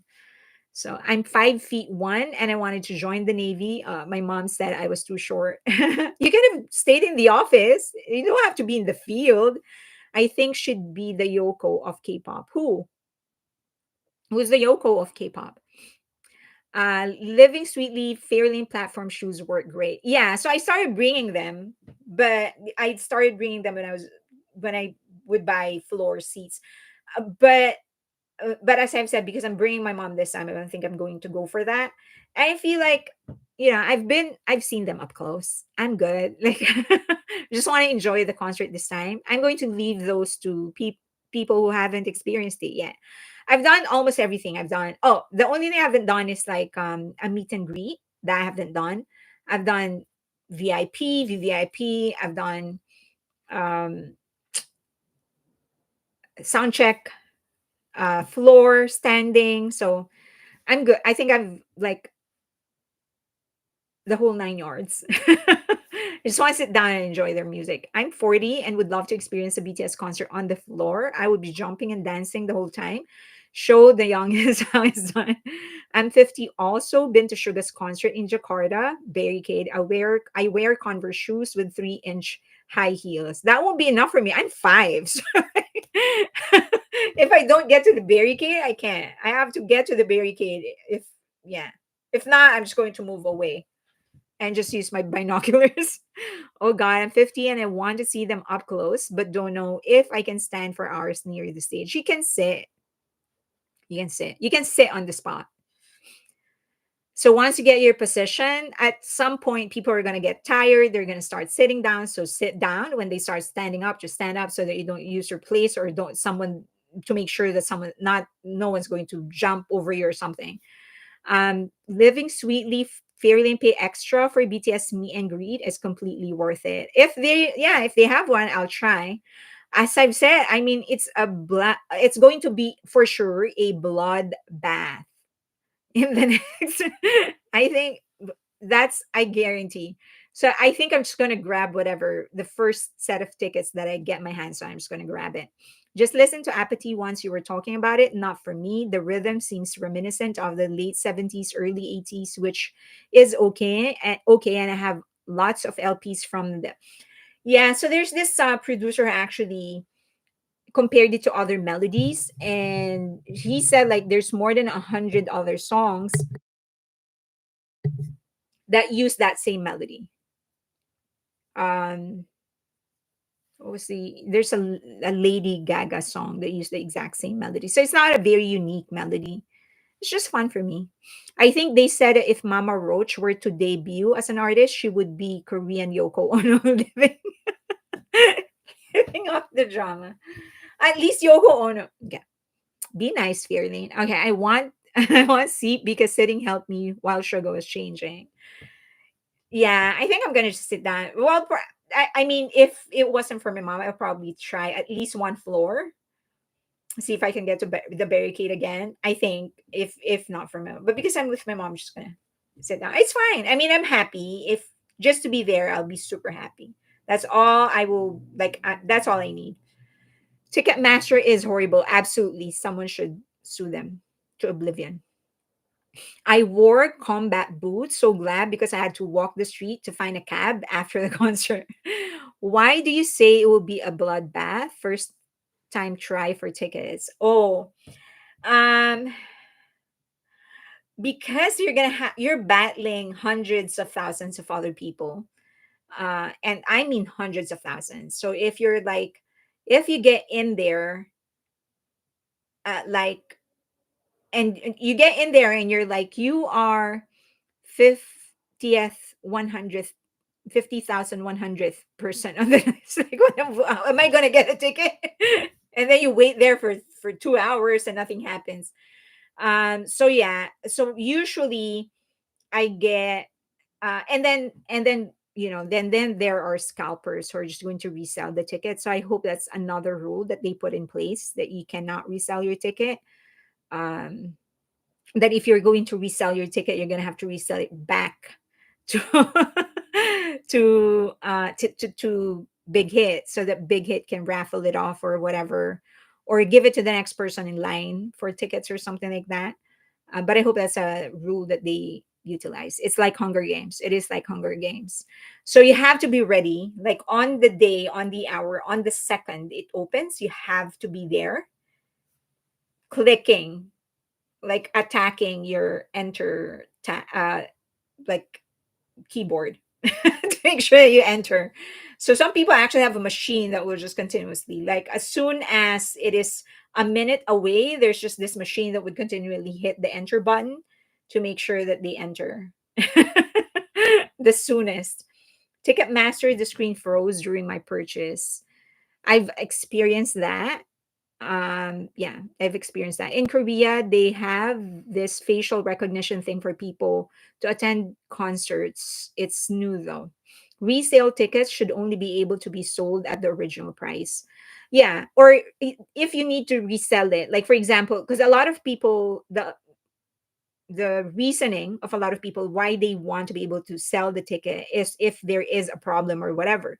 So the solution is for you to sell it back to Ticketmaster or to Big Hit or HYBE, and then it will be HYBE that will sell it back to members of the fandom, right?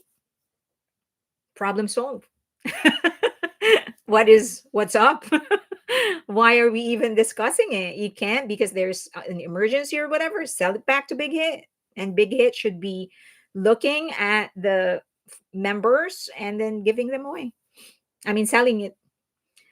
Also those non-army influencers who will be going for clout and don't know any of the song from J-Hope and only for Dynamite. I know a lot of them. There's many of them, like all of these artists, like many of these influencers and creators I see online, and they have like millions of followers and they're making money off BTS. And then I listen to their content and they're like, and it's so obvious. It is so obvious that they're just using BTS for clout. But because they're foreigners, then like people like following them because, oh, it's another race that's liking BTS. It's going to help them. It's going to help in introducing BTS to another country or whatever. But for me, it's like, but they're just using BTS. It's so obvious that they're just using BTS. So it's sad. So a lot of those people are going to get tickets, which is unfair. But ticket scalpers will be stopped once the facial recognition system is implemented.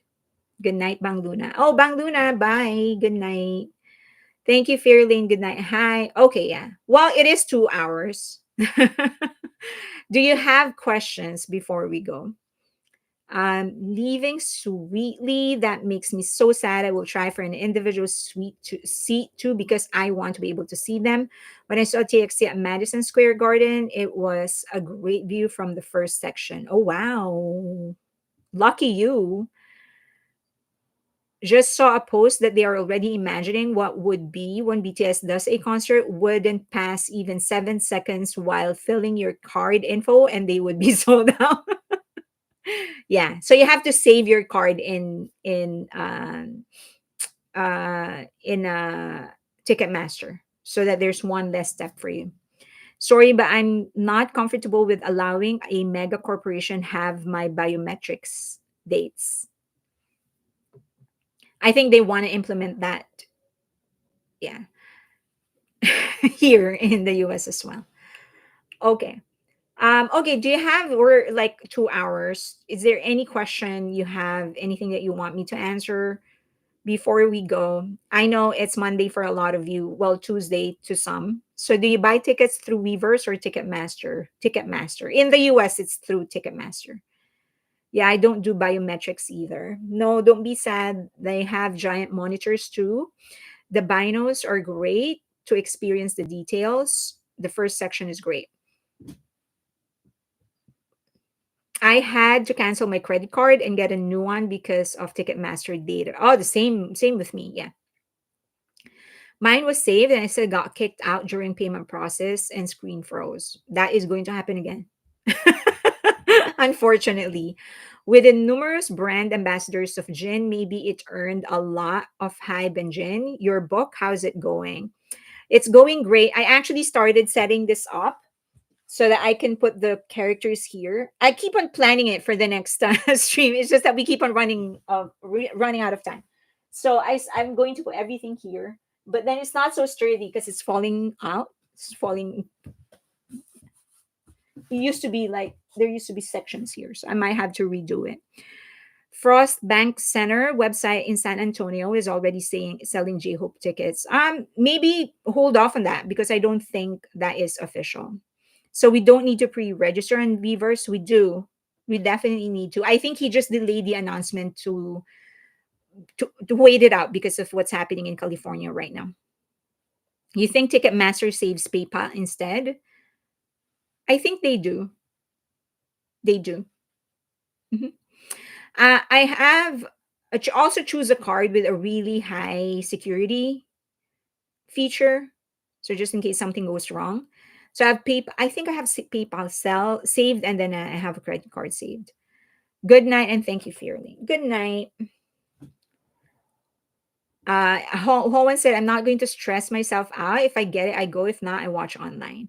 Same thing with me. I do want, like, for, especially for BTS, like the whole group, I would buy any ticket, like whatever is available.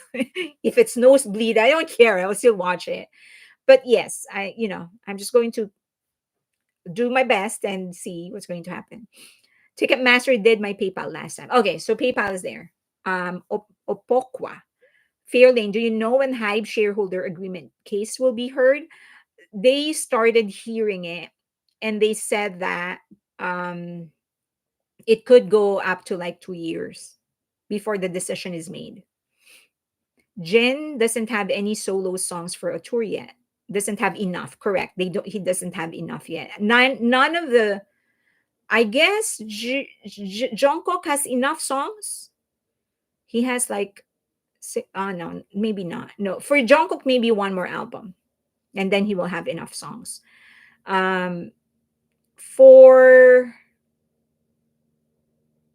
Jimin, if he does another like mini album, then probably not, because he has like eight, I think. No, 12. You need to have at least like 25, right? 2 years, I thought maybe 6 months. So they said 6 months to 2 years. That's why they filed an injunction, because they needed a decision sooner. So anywhere between 6 months to 2 years. BTS World Tour. When do you guesstimate that a BTS World Tour? I think 2027, quite honestly. I think the preparation will definitely start 2026.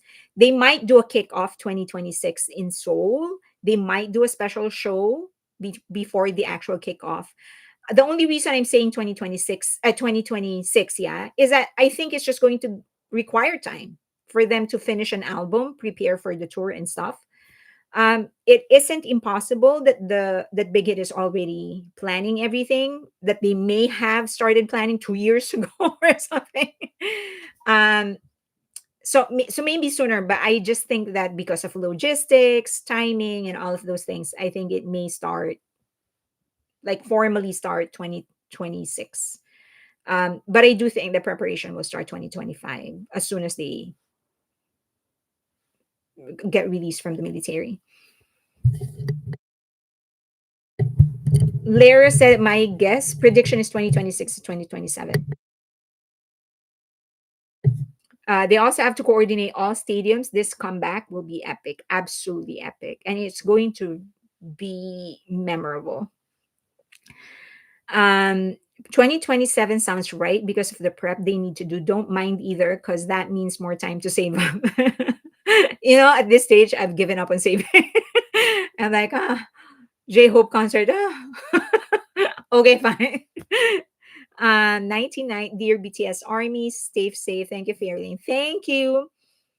If they do the songs in the military, wouldn't military own the songs? Correct. And they're also not allowed to do that. Like, they can't write or do anything that will make them money for themselves. So I don't think they're doing that. Tickets usually sold out during pre-sale. Correct. Not usually, always. I've used my main debit card since 2019, and Weverse has been safe. I've experienced nothing from Weverse, but for Weverse, I've primarily used PayPal. So that has been splendid for me. I believe that JK and JM will not do a solo tour because they will be preparing a BTS album, and the expose, or whatever is called, in 2026. Yeah, I think it's going to be the group first.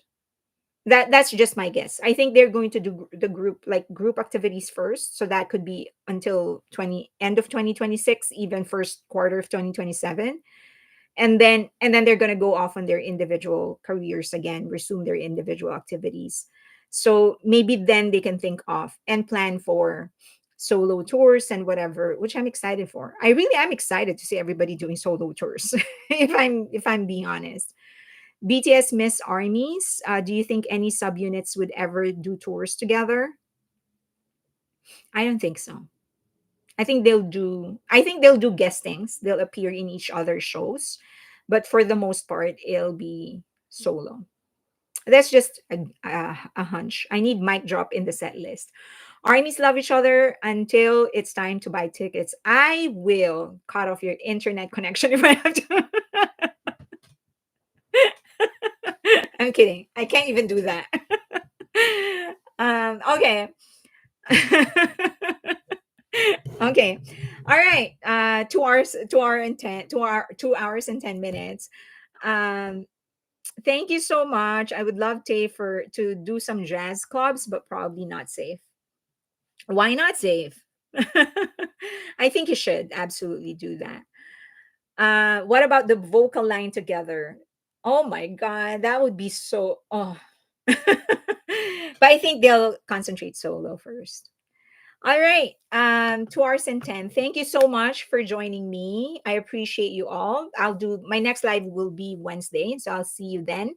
Thank you. And I also have a special live for my Patreon subscribers only. So please be a member of my Patreon. I do have a free tier just in case you want to try things out first. Thank you. Bye.